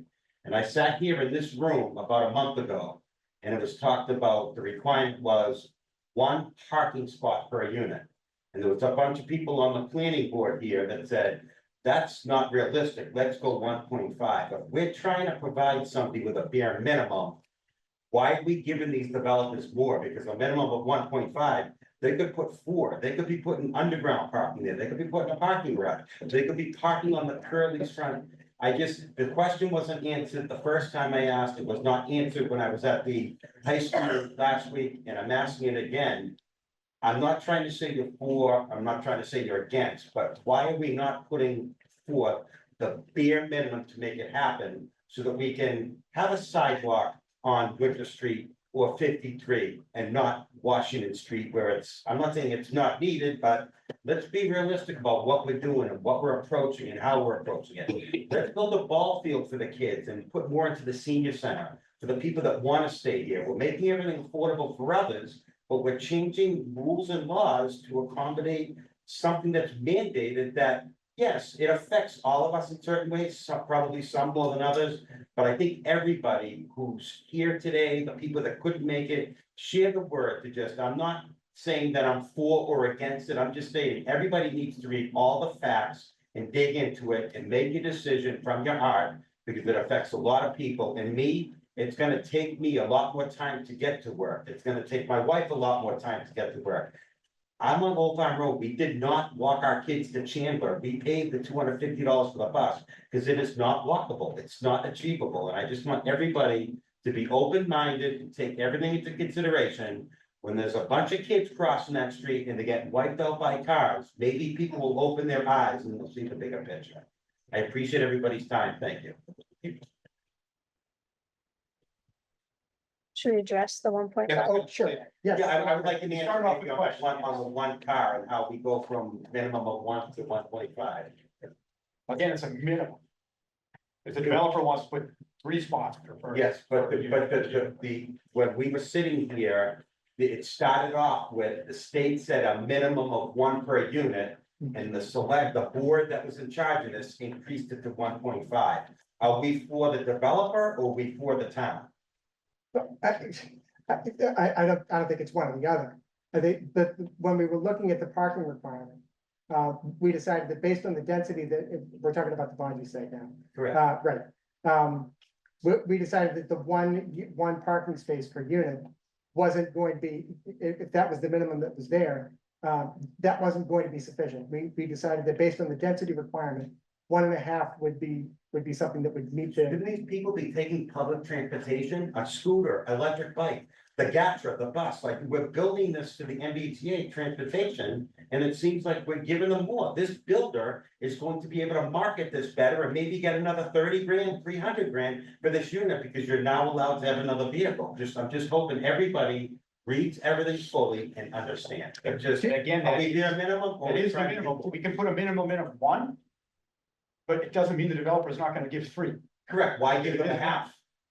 But it is. Well, that's customarily what we see, that falls more in line with the requirements, I believe, under 40B and what we use with any development. But this that is we not are- 40B, this is the end, this is what you were presenting. Yeah, but again, the minimum isn't gonna do anything. If the developer wants to have more spaces and sell them for, that's what they're gonna do.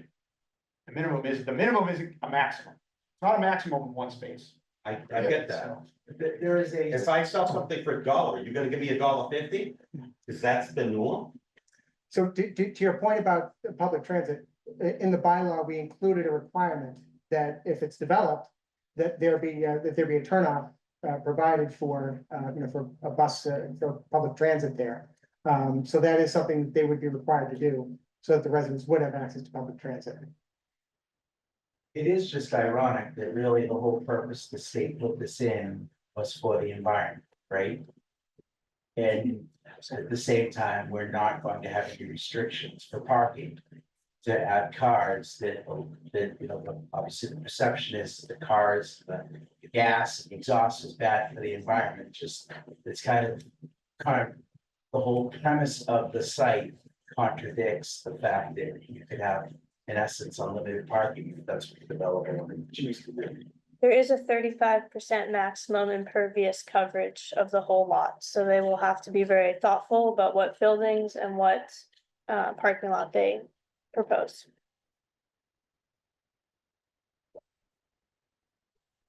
Yes, sorry. Hi, Hoyt Cousins from Chestnut. I have a couple of questions and a couple of comments. I'm an architect and a town designer, and I write codes and been on planning boards. So this is what I do. I try to design great places at moderate prices for people who need them, so I'm tracking a lot of these 177 towns.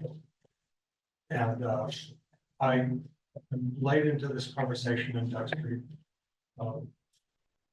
And so permit me to ask some questions, make some comments, given the sort of late into this. My questions are, you have very little time for the submittal. What you've described is getting it in for review and getting it back and then to the, then make it official for the town meeting notice, et cetera.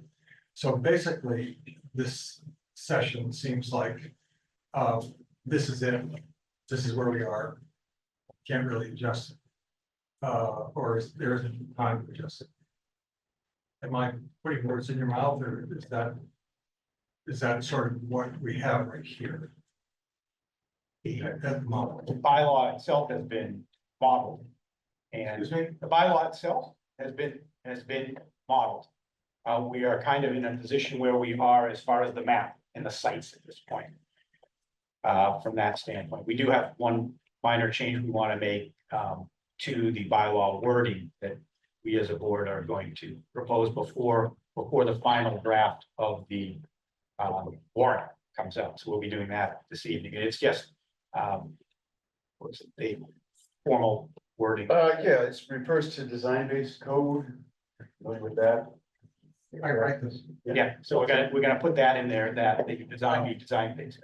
Well, you're going to where my question is. Yeah. Oh, I'm sorry, my comment. For something so important, it seems to me that you have a blunt instrument here.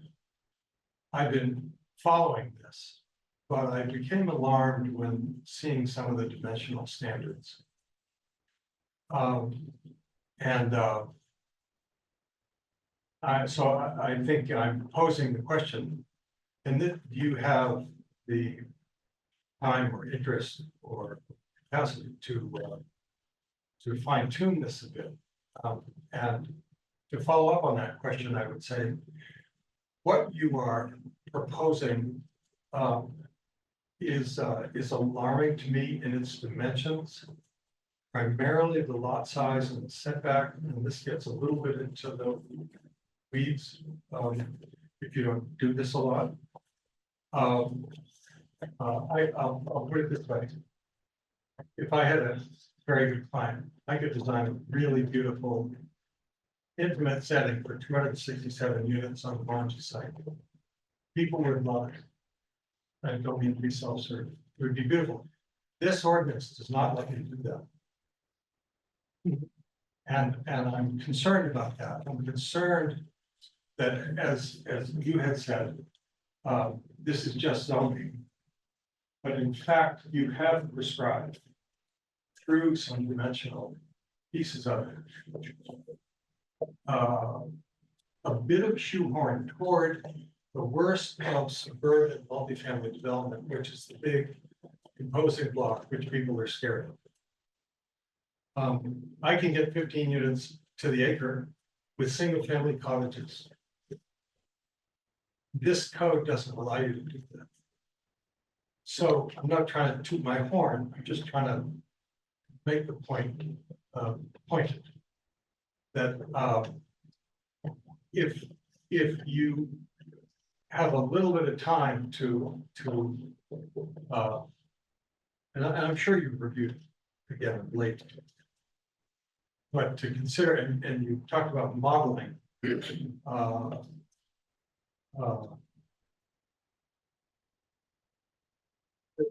kinds of modeling that can be done quite quickly, I think would put you away from a few of those dimensional standards. And so at the 11th hour, it brings into question, realize it's the 11th hour. But it's not very difficult to do. reconsider that.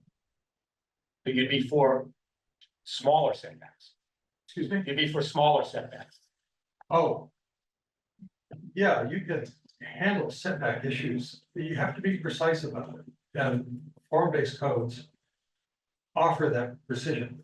If you're suggesting that the form-based code would come with this or be part of a requirement for this, then you might very well take out a few of those dimensional standards so as to give more flexibility through further study through the form-based codes. I'm a great believer in form-based codes. Doing it for 30 years, they do get you where you want to go most of the time, much better than conventional code. So The dimensional items, I get, the town council can approach this as well. The dimensional codes that we put in there are things that with the right development coming before us, et cetera, that we are able to provide waivers if we wish, or was that otherwise not allowed?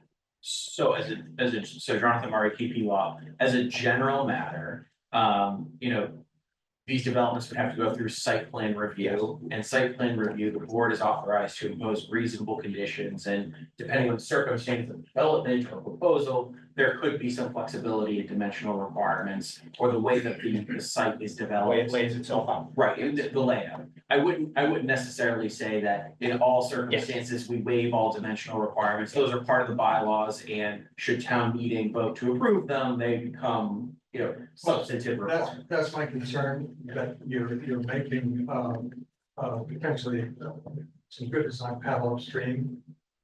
Why have those in there and impose some aspects that perhaps you really don't need to right now? I don't see the point of the 10,000 lot size. I don't see the point of setbacks at all, other than, of course, the neighbors. You know, perimeter boundary on the site. The perimeter boundaries are there because we have concern. We want to be cognizant of the neighborhoods that are abutting.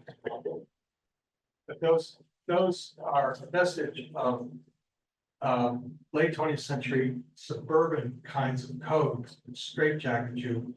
And what the MBTA community is contemplating in 15 years of acres, not that. That's correct. And so, if it's worth anything for me to bring it up, that you have the power. Yeah, we really appreciate your input. Would you mind giving, Emily is directly in front of you, two people in front of you, would you mind giving her your name and contact info? Well, Emily and I see each other at foodies, so. Oh, okay. Thank you. So, Appreciate that, thank you. Very happy to hear from you, Hoyt. There's a distinction between form-based code, which is body of work from Christopher Alexander. It involves a large number of bespoke patterns. And that's one of the reasons why form-based code wasn't something we thought could apprehend in the time frame that we have, because it introduces a fair amount of complexity. But I understand. Design-based code, on the other hand, is more of a compromise between the two, where we use the sort of traditional, as you were saying, suburban dimensional zoning constraints, but try and apply that to the construction of the building in addition to the layout of the site. So it's not form-based at all, but it's an idea to use dimensional zoning in a way to try and encourage more creative design thinking. And prevent some of the outcomes that you're referring to, sort of large block, anonymous style building. In my opinion, the design-based codes don't get you there. I've read hundreds of them and looked at the results. They don't get you there. Right. You don't mind that? No, I appreciate it. I mean, the cottage style that you're referring to is definitely They preferred. sound great, they look great, as a code document, and they're very hard to enforce.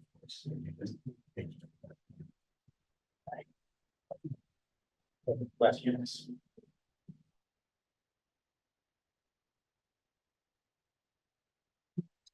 Further questions? I will go to the big board. Anyone online have a question for us? I'm gonna identify everyone, but seeing none.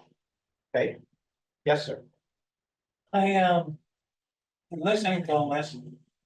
And what it sounds like is you need some good engineering. But basically, the term septic system covers a wide variety of different ways of disposing of human waste. Okay, and the way we use it here in New England, I'm Bob Bell, I'm on 34 Stockade Band, is I've had to extend my seed leaching field about 5 years after I bought the house, some 46 years ago, because we had too many kids. But the point is, the geology going back up Stockade Dam is strange. I've had one excavation where we came across a layer of hard pan, and then under that was a layer of clay. So we had to dig the septic system way down to get it to perk. The problem with that is that, well, first of all, that was from the old plumbing code. Problem with that today is you have Title V, which means you can't put that septic system any closer to the water table. I forgot what the distance is, but it's at least a couple of feet. At the end of Stockade Path, you have a spring where the water bubbles out of the ground. And now that's from the O'Neill Farm, which is adjacent to the turkey. So my point is, do some engineering and find out if you can really build a septic system that will accommodate the structures that you're. That would be the challenge for the development. We just need to find the land, the acreage, and the sites. That becomes the developer's challenge. All right. And if you can't get that many units on there, they can't get that many units on there. It doesn't mean it doesn't meet the requirement of the states. That's, all of our land in town is difficult. I mean, especially everything that's still here. Okay, Yeah. Yeah. Now, that will be a challenge for any developer on any property in this town is dealing with the same. I don't think we get the same issues. Same issues. I believe they have a treatment facility on theirs. Yep. Any further questions? Okay, seeing none, I will entertain a motion to close the public hearing. So moved. Second, all those in favor? Aye. Aye. Opposed, abstentions? Public meeting is closed. Thank you. You have to make your vote to recommend or not. Yes, that's what we're gonna do now. Out of.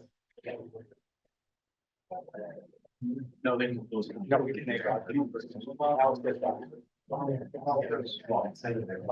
We have to vote.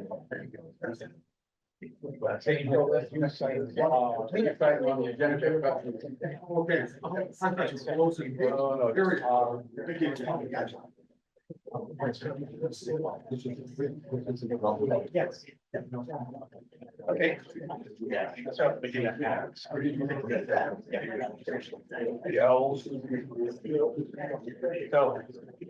want to propose, right?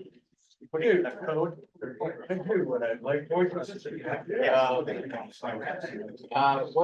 If everyone could move conversations outside, please, we still have a meeting to continue, we still have neighbors, more items. Thank you. So a couple of the parameters of design-based code that I'm familiar with, in the last few months, have to do with constraining the form of the building primarily by limiting the top floor, square footage of the top floor. If it's reduced to 50% of the floor below, it pretty much forces the developer to put some sort of a slope or variation in. So that's the main piece of it.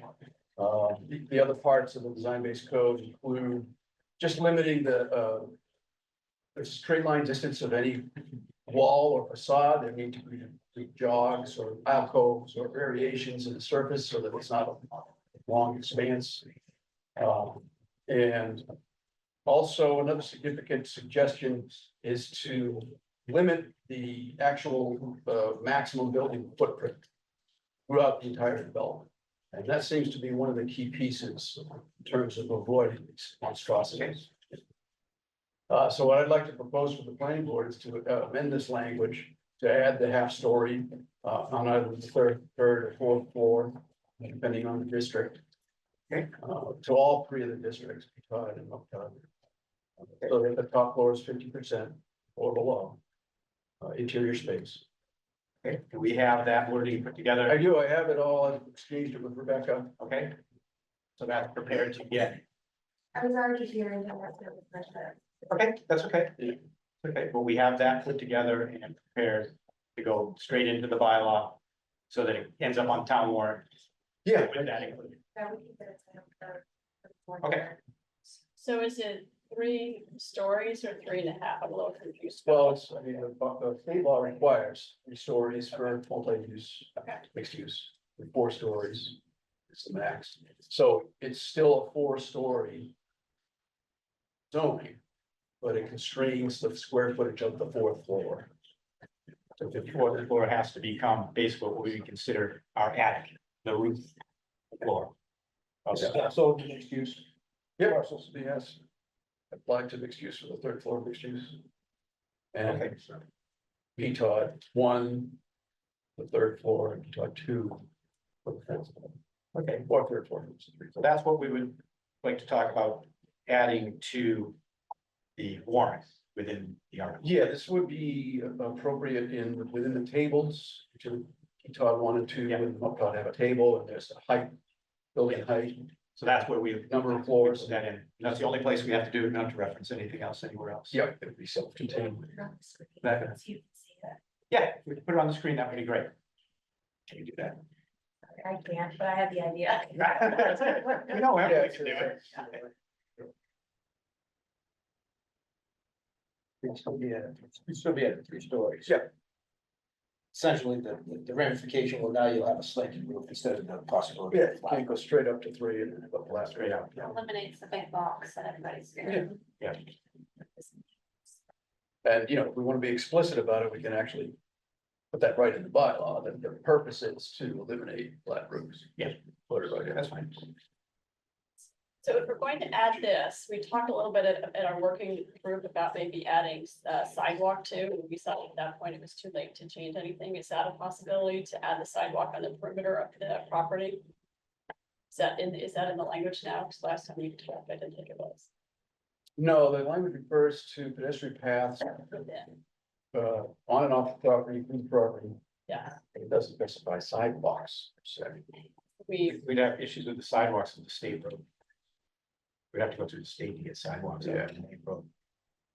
We can't just specify that. is that property, would it be in the easement? So is that a requirement that the state would be involved with sidewalks? The state has that.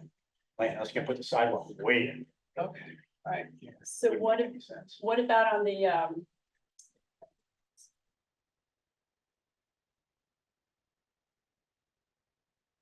Now you're just trying to get specific. yeah, What road would have it, I think yeah. we're too far in the weeds on that piece of it to try to get that. One other related question that came up during our last meeting, I don't know if we got an answer on it. If this gets passed, whether it gets passed or it does not get passed, it goes to the state and they kick us back for, let's say, the 100-foot abutting setback. They say you can't go 170. Did we get an answer? I don't know, Tom, did we get any answer on what that threshold is that may require a new town meeting? If there's any required revisions that are mandated from the state? If there are mandated revisions to the bylaw itself, if there's substantive revisions that requires a town meeting. Oh, But there's no threshold on the substantive that is set yet. no, if the state comes back and says, you know, your bylaw language itself needs to change, Yeah. that requires a new town meeting vote. To the extent that there's any requirements, I'm not saying that there are, but in board regulations or something that doesn't get passed by town meeting in the first place, Yeah. then you could do that during the normal process, but the bylaw language itself always requires a town meeting. Because that came up earlier, so. Yeah, the question came up with the setbacks. With The setbacks, state yeah. says, hey, Minimum your setbacks are 100 too foot. big. So you gotta have it at 50, that would then require. Yeah, if that's, yeah, the town meeting. a new town meeting vote, I would say, this is just me opining, I can't promise this, but from my, dealings with other communities, what I imagine DOHLC would do is instead of outright denying the town, they would say, we're gonna give you, interim compliance or, conditional compliance, subject to fixing, this punch list. Yeah. That's probably more likely, but I could imagine a scenario, certainly not in this town, but in other communities where there are so many substantive requirements that are not compliant that they might just say no. Yeah. And we have no guidance from the state as to setbacks that are acceptable or unacceptable, really, at this point. So, okay. So that piece of it would be referred back, and then they'll probably give us the guidance as well, whether we have to go back for a vote on that. I would think we can ask them that question. Yeah. Do they consider that substantive or not? So that we can just comply with them or go back before the town on it. Yeah. Okay. Okay, so within what we have, anyway, we have, everybody has, you guys all have the motions, we have to make two. Here, the first one regarding the overlay areas as eligible locations, which meet the definition. So, if we want to check that box off first, somebody wants to take that one? First one? Yeah. I'll go ahead. I move that the planning board approve the overlay areas as eligible locations, which is defined in MGL chapter 40A, section 1A for the MBTA communities bylaw. Second. I'll second. Okay, any discussion? Seeing none, call for the vote. All those in favor? Aye. Aye. Opposed? Abstentions? Okay. Next item we have for vote is the bylaw itself. So we have the revisions, or we're trying to get the revision up on the board, so. Okay, so. Can you put it? Ted, do you mind just reading off the revision? No. Okay.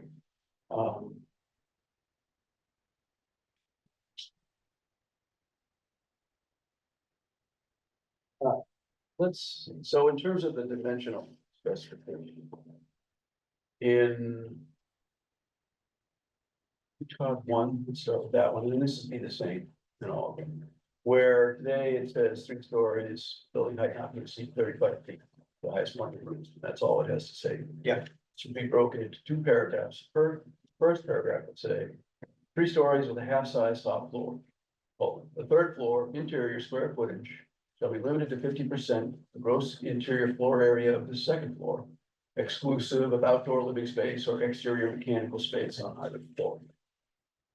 Followed by the paragraph, building height is not to exceed 35 feet to the highest point of the roof. Okay. So that gets us into this That's the other floor.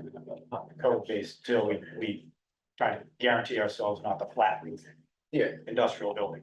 so same goes for P-TOD 2, under building height, it says Yeah. 4 stories to the half size. Top floor, and the 4th floor is 50% of the 3rd floor. Okay. So that, we've got the bylaw as it is with that change. Well, then there's the actual design based, Yes, yeah. which at this point would be an insertion under 440.7 general development standards. Under types of buildings.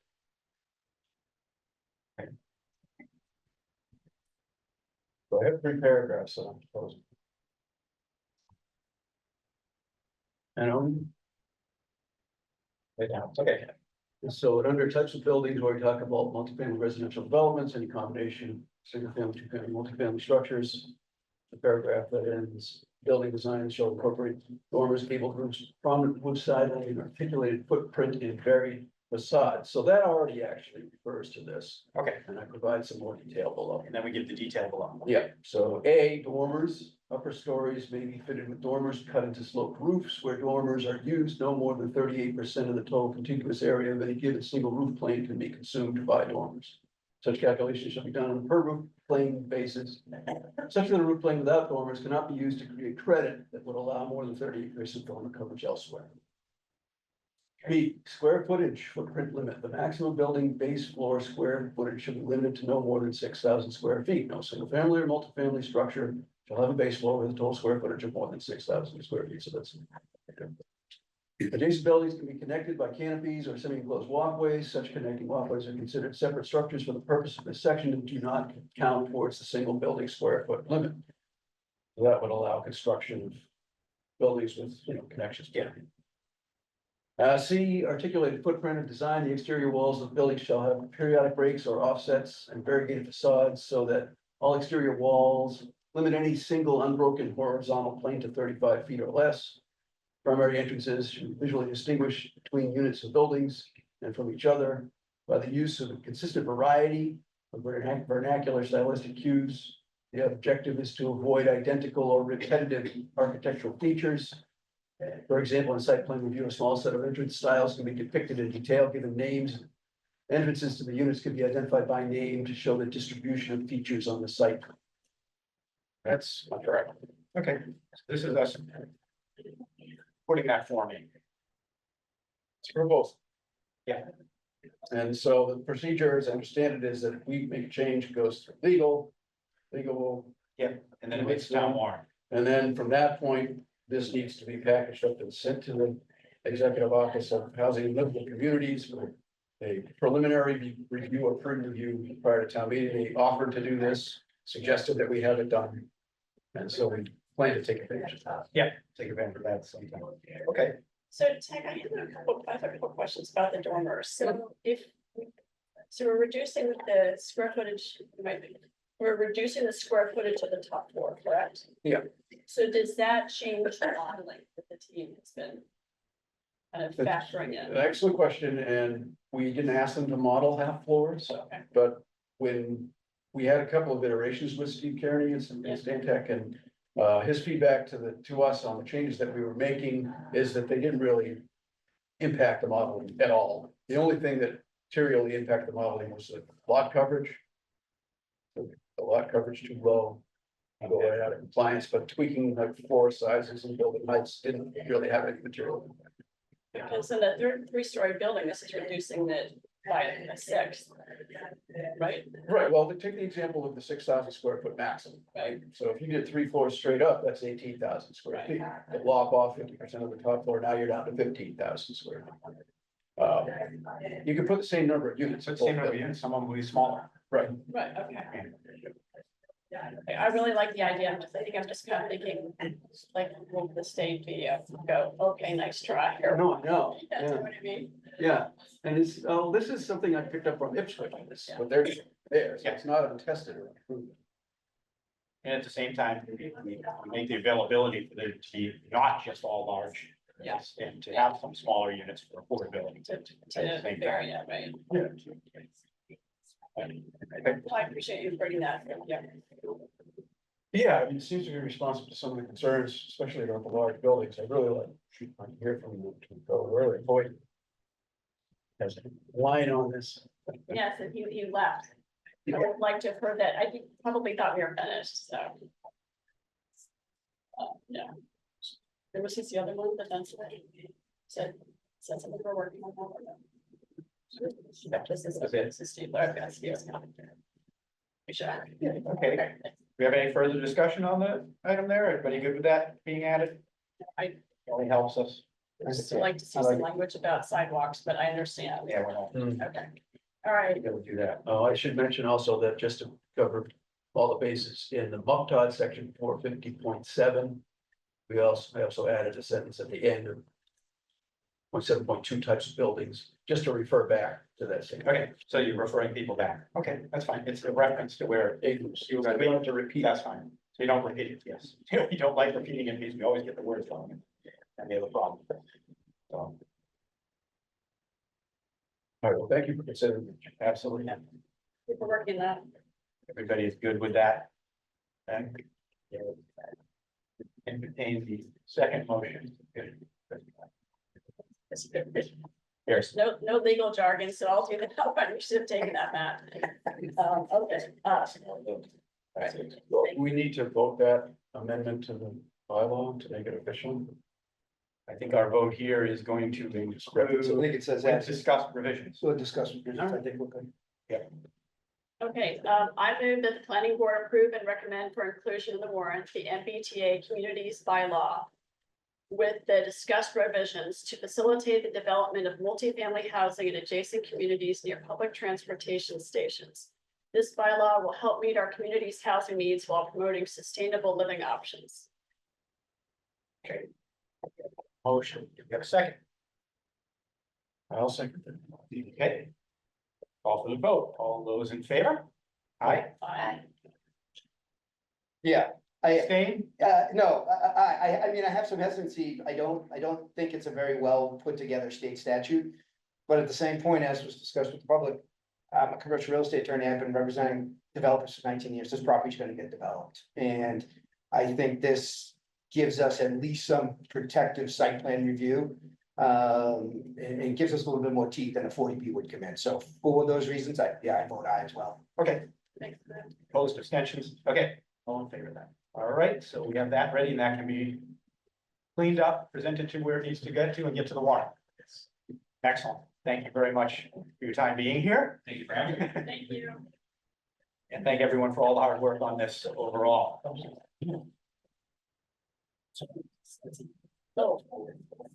See if I can. Yeah, sure. All right, we're not quite done. Yeah.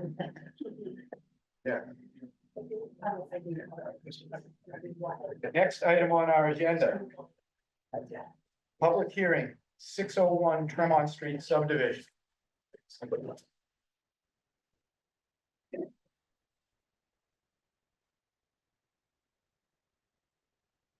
This is not a continuation, this is our first public hearing. Yes.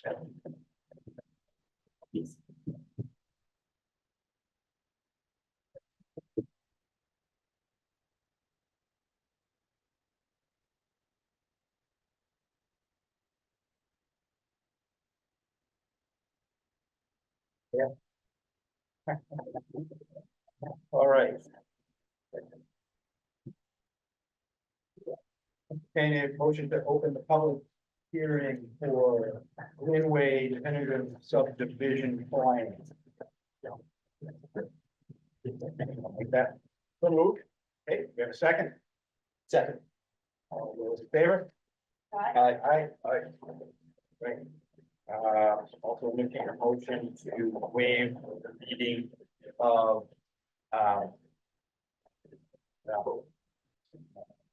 Yeah. of the notes. Move that we waive the reading of public hearing notice. Thank you very much. Second, all those in favor? Aye. Aye. All right. Moving on to the project. And let us know who you are. Sure. Give us what you got going on. Good evening, my name is Dana. Dana, maybe I can just start out if you don't mind. Sure, absolutely. So, appreciate you, taking us on this late evening. I'm honored to present Glenn Way, in, honor of Monsignor Glenn, who owned the property, who developed the property on Tremont Street. I'm also here with my son, Michael, Ian Walker, who are part of my team, and Kathy and Ian will present. But I'll say that for the past year, we've used that time to come up with what we think is a nice country road setting. Have had the opportunity to meet with the abutters and try to give them a development that they will feel good about. I will tell you, they weren't jumping up thrilled that we were developing this land. And it wasn't, they're sure they would rather keep it in its natural state. But I do think with all the considerations that we'll present tonight, that we reached what we feel is a good project that neighbors will be settled. That, that's on to Kathy or Dana, whoever starts off. Hi, I'm Kathy Muncy, and I represent Standish Capital, the developer of Glen Way. On the legal side of things, I just wanted to call your attention to a couple of things on the plan. Let's see. This area here. So this was one of the challenges that took a while to come up with a resolution on. And you can see that the Karen and Greg White live here and they're present tonight.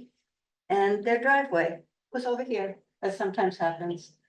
So the accommodation on this one, and we're in agreement, is that the property line will change so that this will be added to the Glenn's property and a little piece back here, the White's property, I'm sorry. And the little piece back here will be part of the subdivision that's sort of near the septic area. So there'll be a land swap in that area. And I think there was another accommodation, maybe Ian knows more. There's Wicco. Zico, I'm sorry. There was more of a buffer that came into play. I did not have direct contact with the Zicos, but I understand that is in agreement on that. And Linway is gonna be a private road.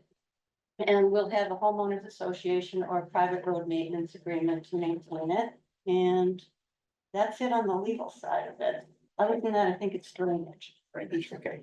But if you have any questions on what I've come up with. All set? Okay, excellent, thank you. Does this location work for everybody or? Everybody see it? There's a question on here, they can't see it. Is there a better spot? There it is. Okay, Yeah, we got- plans anyway. Question or I'm in a butter, they have an electronic version of my phone, do all this like in the middle of something like that, show us. That, you know. We have to.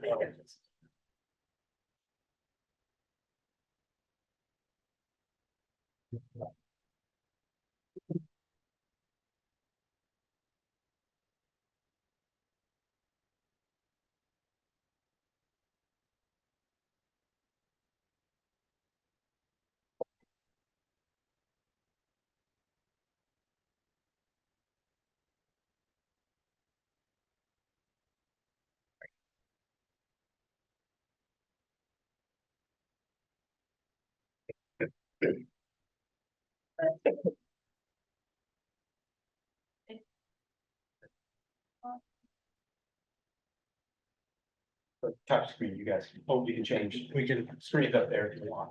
That's fine. Oh. I go down, I don't know how, but.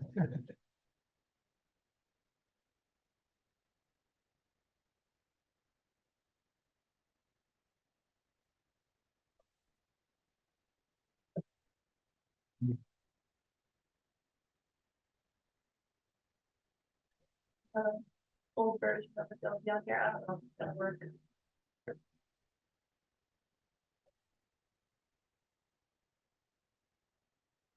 Yeah, maybe if you can try to just point the poster board towards the screen. I don't think. It's like it's. Is that the camera up there?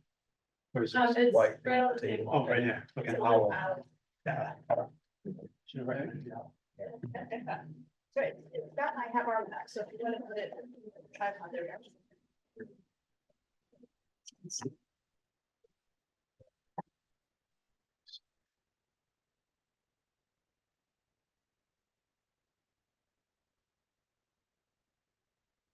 That screen is working now. Yeah, now. There we go. Maybe that's. So just to introduce myself, I'm Dana Roccavello with Merrill Engineers and Land Surveyors. We worked on the site development and the site design plans for the new subdivision. This property is located, as we mentioned, at 601 Tremont Street, which is approximately 500 feet north of the intersection of Chestnut Street. The lot where the subdivision is comprised is approximately 7.7 acres. There's an interior lot line within the existing parking lot within the church itself. The existing Holy Family Church is located to the south of the existing parcel. Currently, there's an existing large, as you can see, parking area in this area. The stormwater from that large parking area is broken up between two stormwater systems. Part of the flow goes back here to a subsurface infiltration system. And the rest of the flow goes up here to a very large infiltration basin, which is located kind of to the west of the existing parking area. The site is located within the RC Residential Compatibility District, and it's also located within a portion of the Aquifer Protection Overlay District, which is defined here by this orangish reddish line up here. So this area up here to the north of the property is located within a zone 2. Currently on the property, as I mentioned, there's a church, a large parking area, and associated parking grading, landscape features within the property itself. There is, as I mentioned, a very large infiltration basin existing back here. And there is a large parking area, or a large portion of the parking area currently goes into this existing infiltration basin. The proposed project proposes the construction of approximately 420 linear feet of roadway in this area, along with the creation of 3 new residential buildable lots along the proposed subdivision, which will get its frontage up of that new subdivision roadway. Excuse me, the roadway itself will propose a hammerhead turnaround here in lieu of a traditional cul-de-sac. This will reduce the overall impervious area proposed from the project, and it'll keep the runoff from the new roadway at a minimum. We have proposed low impact development features to treat the stormwater from the roadway. We are proposing country drainage and a large, long bio retention area up in this area. So the roadway has been constructed to be super elevated. So runoff from the pavement will flow to the north into the proposed bio retention area up in this area. And from there, it'll be pre-treated and directed into a subsurface infiltration system located within the cul-de-sac, which is up in this backwards, this area. The stormwater from the church, again, is currently directed into this infiltration system to the rear. Currently, there's no stormwater pretreatment on the site. There's no water quality features. The runoff just goes into catch basins that don't have hoods on the catch basins, and they don't provide any pretreatment. I'll do my best. I have a little bit of a cold going on. I'm fighting it like nobody's business right now. I apologize. But we are, so currently there's no existing pretreatment for the runoff from the paved parking area. It's just flowing directly from the pavement into this existing subsurface infiltration basin. As part of this project, we're proposing to relocate the basin, provide a first defense unit, which will provide 50% TSS removal, which will treat the stormwater from the church parking area, prior to directing it into the new subsurface infiltration basin. We're also doing the same thing up here. This bio retention area will provide the minimum 44% TSS removal to treat the stormwater from the new roadway prior to it being directed into the subsurface infiltration system. Both infiltration systems have been designed to contain and treat all storms up to and including the 100-year storm event. And as I mentioned, both systems and both treatment trains will provide a minimum 80% TSS removal for both systems, both for the church parking lot and for the new roadway that's being proposed. Since we last met, we've tried to reduce the number of waivers that we're asking for. We've slid the proposed roadway down 30 feet approximately from the north to eliminate the curb rounding waiver that we had originally discussed. This also serves a dual benefit. Excuse me. It provides a 30-foot buffer to the neighbor to the north, which Catherine mentioned earlier. This also gives them a little bit of a vegetated buffer, between the new roadway and the existing parcel up there. We have requested the following waivers. The first one being to reduce the overall setback from the proposed center line from the new roadway to the existing center line of the the Heritage Lane subdivision road, which exists across the street on Tremont Street. The second waiver that we're requesting is for a 50-foot buffer around the newly relocated infiltration basin back here. This allows the basin to be constructed within the existing infiltration basin footprint to reduce the number of trees that'll be taken down during the construction phase. We've also requested a waiver to waive the requirement for Cape Cod berm on both sides of the roadway. Excuse me. That will allow for the roadway, as I mentioned, to be super elevated. Stormwater can flow across the roadway and into the proposed the bio retention area, which is located to the north of the roadway.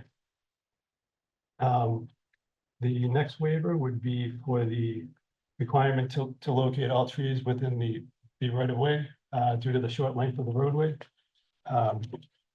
There should be a relatively small amount of trees with a diameter of 12 inches or greater, so we've requested a waiver for that. And we've also requested a waiver to the environmental impact analysis. Again, due to the fact that there's only 3 lots proposed and there's only 420 linear feet of roadway being constructed, there should be very minimal impacts as part of this project. I think that's pretty much it on the waivers. We have worked with Pat Brennan of GGB Engineering. We've received comments from him as well as the water department, the fire department, and the building commissioner. We've revised a recent set of plans which we've submitted last week that address all of these comments. And we have received a new updated letter from Pat Brennan indicating that all of his the design related comments have been completed and addressed. I think that's pretty much it. If you have any questions, I'm happy to answer them with my poor voice and it's the holidays and the pollen is killing. Do we have Pat with us? You online? No. Yeah.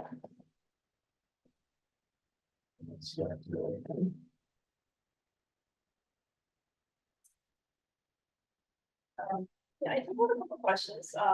Thank you for making the adjustments and coming back.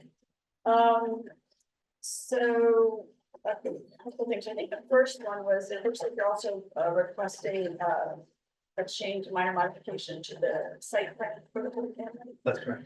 Will that come at a later point? We've included that with this filing just to keep it all. I didn't actually see anything. Are you including that in the drawing? It's included on the drawing, and Okay. I believe we requested a minor modification. Okay, that's how you're doing it. You're not creating a separate, okay, got it. Yeah, we try to keep it simple. Yeah, no, I appreciate that. I wasn't sure if you're going to. And then, let's talk a little bit about the roadway. And the first thing is, it sounds like you're requesting that the road be 14 feet wide with a 1.1 and that 18-inch berm on the south side, and then a flat, a country berm or what on the north side. Is that correct? That's correct. It'll just kind of flow evenly off the roadway itself into the bio retention areas. And I think that actually isn't the current code in Duxbury 20 feet wide. There's a local road cross section. Minor road is at 20.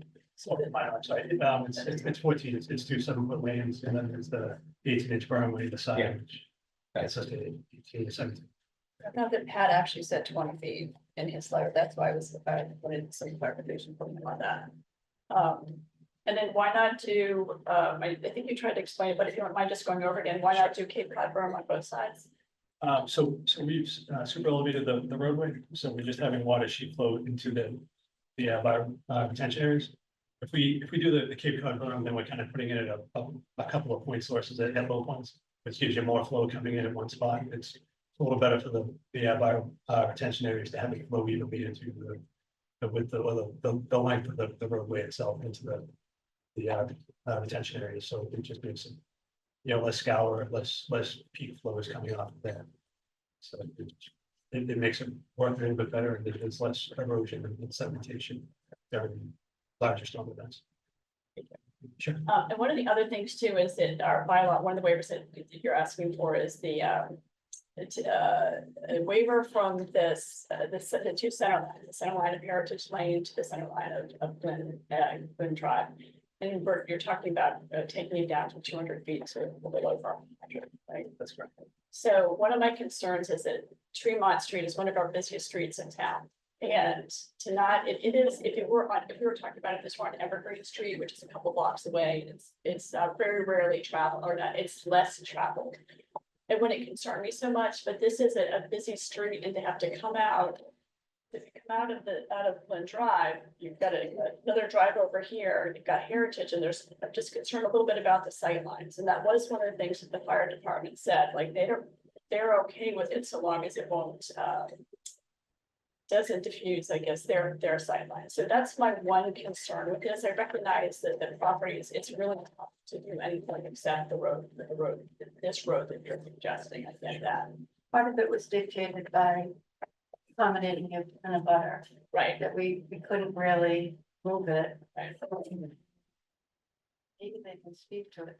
They've been coming out that way. They kind of have a horseshoe. And as far as I know, they've never had a problem coming out. And it is only three lots. I mean, about onto that. Yeah. It's a great section of road. It is. Yeah, sight lines are actually really good too. You can see it's like 500 feet to the left if you're going out. I mean, I just walked down, I think I got another 500, it's 500 plus to the left and I walked 500 to the right. It's really good. There's not a lot of vegetation that would be in the way, I think. You know, based on its location, proximity, you know, I feel confident that we can keep that clear. It's pretty well clear to the existing edge of right away on Tremont, so it gives you a little more sight. Yeah, I would probably want to hear from the abutters and maybe get a little bit more from Cat Drive too as well. It is Heritage Lane has how many properties on it? I think there's that. There's a lot. There's a lot when you go in there. Heritage Lane? Yeah. There's a lot, yeah. I can't remember how many are in there. I don't see cars pulling out of it every time I drive Right. by. I don't either. But this is only three properties. And then can you talk with us about I'm sorry. I need to ask you, if you're counting. Sure. Oh, okay, so talk to us about the hammerhead a little bit. You know, we've got some feedback from the fire and safety that they're not a big fan of those because it's tough to turn the fire truck around. And they said this fire truck would be 240, no, it's 42 feet long, but they need a turnaround of 242 or something like that. Yeah. So with the hammerhead, and they also said that the driveway, the hammerhead cannot be part of the driveway. The hammerhead essentially needs to be a fire lane and blah, blah, for that.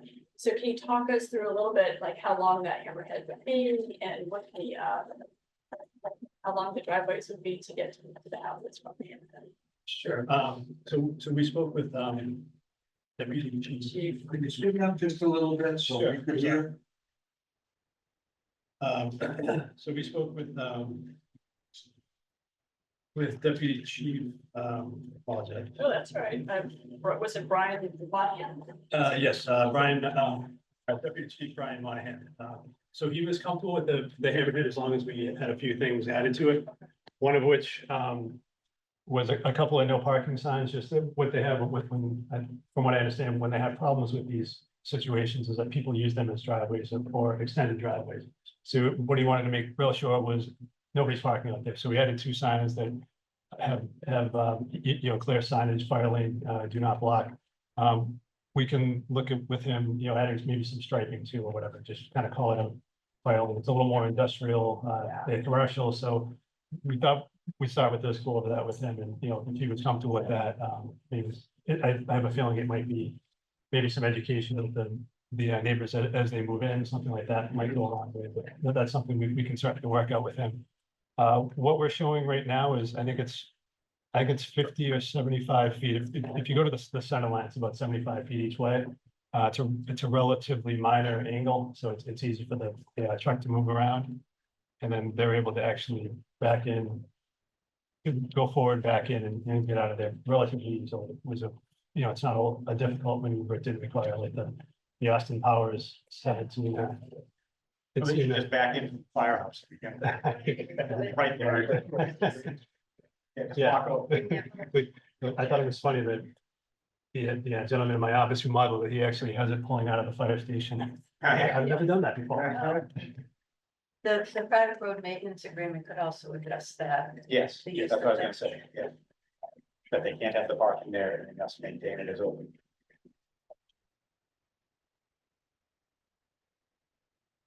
I'm a little uncomfortable not having Pat. Yeah. To address things for us here with us this evening. So it works fine here.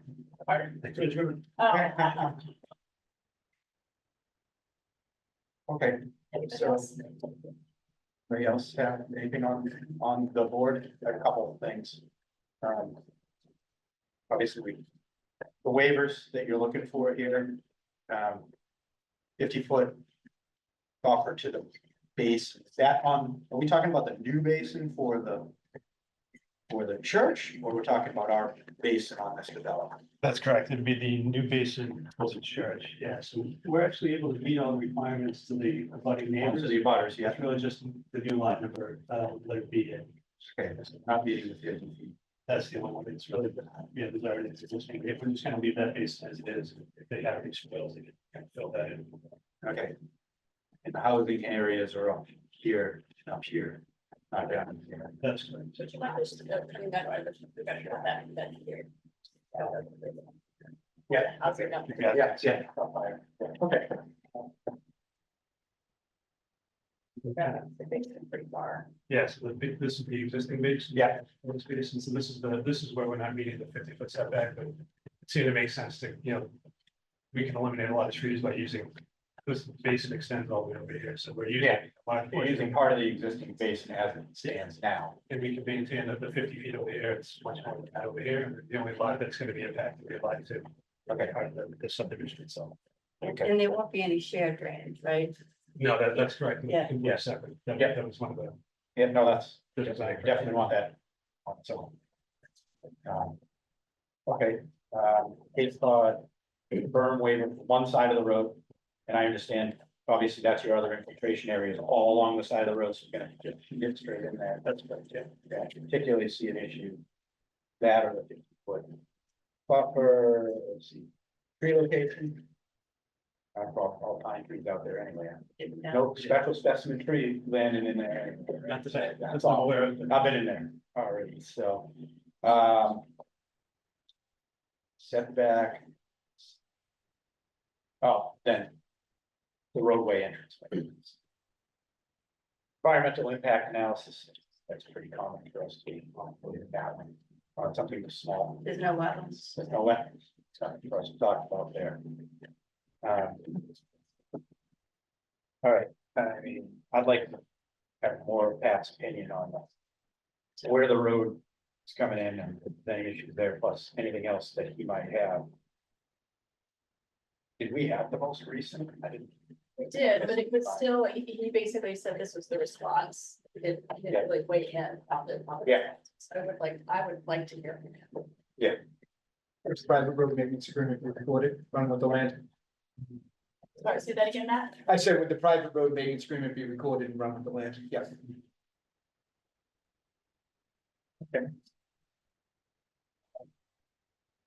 Everybody on board, got their questions? From the public?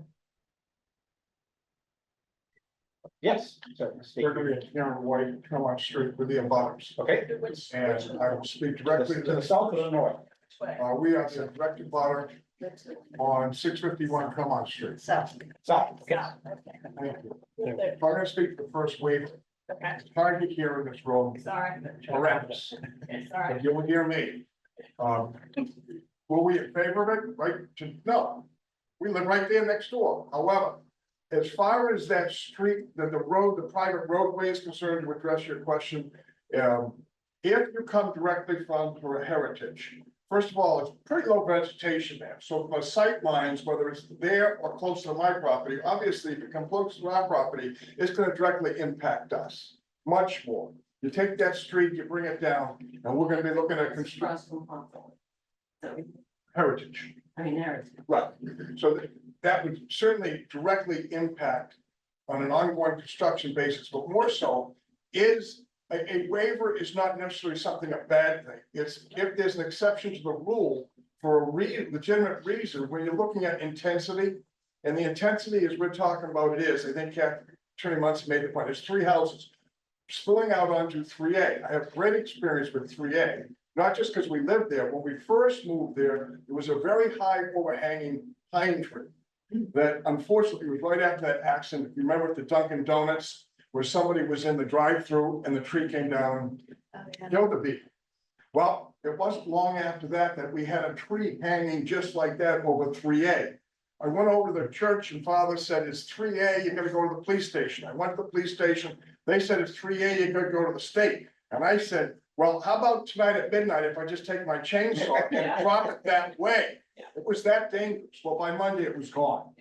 So that was one of the, that was a real concern on 3A, but for us on 3A, the vegetation's low enough. To move the street up that way is gonna take some of the intensity impact away from us. And I would point out that the exception to the rule is Heritage does spill out some water. I think Leo's got some stormwater drainage controls in place. Well, you pull it closer to our property, you pull it closer to Heritage, and you're gonna have 2 streets pouring into Route 3A of water. To some extent, if you have that 100-year storm. Now, I don't get a lot of, well, we do. I think Leo made the point that if the property drains, the land drains very well, but not with a 100-year storm. And down a paved road, it's gonna end up on Route 3A. And Heritage is gonna spill out to 3A, and you're gonna end up creating a pool. And that's a reason why putting them, while the bylaw prefers them opposite, staggering them to our preference with, not just because it's our visual preference, but I think from a safety standpoint, that is absolutely I'd be vehemently opposed to taking a street directly across from Heritage. There's 3 houses coming out. You're not increasing the traffic that much that you can't stagger it. Leo's is going to have that as a private way. He's got the association's got to maintain it. The town's not. I don't see a reason why this doesn't fit into the exceptions. So were we talking, isn't the street, the road, the private road designed so that everything will actually flow north or south or flow down into the You're not supposed to be spilling out onto the main road. That's correct. So we've set a high point, right at the property line, so anything within the right of way is gonna go back to the right of way. Our proposed subdivision will be directed into the subdivision. And the natural lay of the land actually flows this way towards this low existing basin. Okay, so when the road comes in off of main road, you're starting down almost immediately? You'll go up real quick, and then once you get to the property line, you start going down into the site. Okay. So Will it also be sloped going north or south? It'll be sloped to the north, where it'll be picked up by the bio retention area, and that will direct it to the east. So basically, it will flow going north and then east. East, yes, so basically the exact same drainage pattern that it has now. It's just gonna be directed to the north first, and then it's gonna go down to that existing basin area. But it's gonna be intercepted. What is the width of that area, that strip right there? This road? No, not the road, the strip between my property and that road, So bio. So the strip right here, Yes, that's 30 feet. 30 feet, That's right. okay. 30 feet plus the retention area. And sir, if you could give us your name and address, please? Oh, Dennis Zico, Fremont Street. Okay, thank you. You've got 30 feet plus the retention area, which would be, it's a vegetated retention area, right? Yeah. Before you get to the road. No, I thought it was 30 feet from my property line to the road. That's what you're saying. The layout. It's actually the layout of the road. Or the layout So- of the road. So the actual You mean the pavement. pavement or the layout? Yeah. Two different things. I'm new at this. Yeah. I don't know the difference between layout and road. The layout's a lot wider than this roadway. Okay. Will actually be, this is more of a roadway that's a glorified driveway at the end of the day. All right. It's on it, but the layout to bring before us to show that you can do all of this as if it was on a full-on road. But Okay. that won't be developed that way. It will just be a 14-foot road with a berm on it. Okay. And then the rest of it will all be vegetation to the sides of where you got there, 30 feet plus what, another 20, 30, 40, 50? Yes, it's Around 50. probably somewhere in 20. Yeah. All right, thank you. Sure. If you don't mind, I'd like to go back to your point about the rainwater, and that is one of the, we have rules and regulations in the town and the state, and that if you develop a piece of property, you have to prove that any development will not incur any additional water to the abutters. And so I think what he was saying was that it's actually designed so that instead of going out into the tree line, all the water is actually designed to stay on the property. That's what I'm hearing. Yeah. I think we live in Duxbury, don't we? So when the winds come, regardless of the fact you can slope it to the north all you want, the winds will blow it that way. So I'm just, there is only so much that can be done with stormwater drainage control. But if you take we're talking about the 100-year storm. Unfortunately, they come sometimes more often than 100 years. And when they do, they're going to travel on concrete. That's what that's going to be. I don't know whether they're gonna go north or south or come to our property. The buffer that is there, if we maintain, and I think Leo has said, as much of the trees, all the people that you've spoken to are hoping that the board will condition this on maintaining as many of the trees. And when I was on the zoning board of my town, this is planning and zoning is still subdivision plan. Well, do we want arborvitae's to put up a buffer going along? We've talked with Leo about getting fencing for the perimeter of our property to close it in. So that's private. I understand that. That's not something the board, I don't think, can get into. But it is something that we've already raised and had lengthy discussions with. Back to the water. I think what you're trying to say is you're favoring having the roadway No rather question. than having the road come right across from. Oh, no, if it comes right across from us, So we're gonna get water. But, right, but the roadway is gonna be up a little ways. And the road, Prevent that from happening. the road design is within the taking for the main road. Just coming in at the level where the main road is. So could you see puddling occur there, et cetera?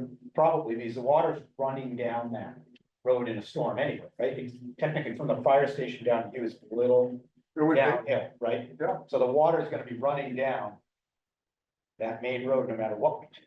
And in this case, this road should not be adding anything more to it other than where it directly turns in. And as soon as it's on its own property, As long as it's it's up staggered. higher, it's up higher, and it will come, and it'll go back into the lot. So, All of that, Yeah. it's not a problem. Shouldn't be adding any water. It is a problem if you don't permit them the waiver. In my mind, it is. that would just bring it closer to you, and you wouldn't be able to do the land swap, you wouldn't be able to keep your driveway and all those other fun things, so we're cognizant. There are personal interests in there as Yeah, well, yeah. absolutely. No, we're cognizant of that. I can tell you straight out, if you take Heritage Point, and Heritage is a much busier street than. Yeah. Yeah. There's a lot of traffic that comes out of Heritage. Yep. And I have heard that the fire department is not opposing the location of this street. No, it doesn't sound like they are, so, and it's 3 houses, so. Yeah. I This understand. isn't an uncommon. They're leaving it where it is. Okay, Where it is. Right. do we have anyone else? Comments? Okay. None on that. I don't think we're honestly ready right now to vote on this. I wanna have Pat Brennan live with us. And I wanna go over, some of the things that he has, as well as that he's gone back and forth with you on, just to make sure he's, really happy with, everything. And then I wanna go over a little bit with the waivers, just for his opinion. I think he's usually hit him up for all of that. So, I don't know how much, I don't think we'd need much more time to be able to get him in. When's our next available meeting time? It's November 6th, or the Monday of the. Before. Or the fourth, Is our next meeting. That's scheduled our next meeting, okay? And we yeah, have, because there's a holiday, one week after, so it's the fourth. okay, so we could. We could probably get back here on the fourth, no problem, I don't see any reason we get the answers. Get all Pat's stuff organized and tell Pat we need him here for this, just to go over everything with us. And just being on it at that, you guys are fine with that? I don't think we can do it any quicker. Okay. We can go longer if you want more time. No. That'd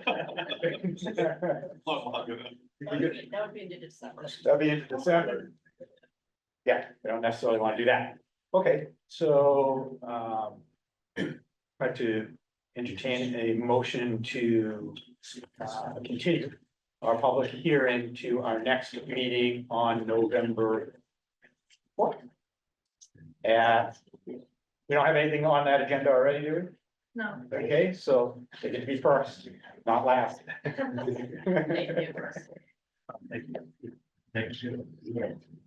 Okay, I'll entertain a motion.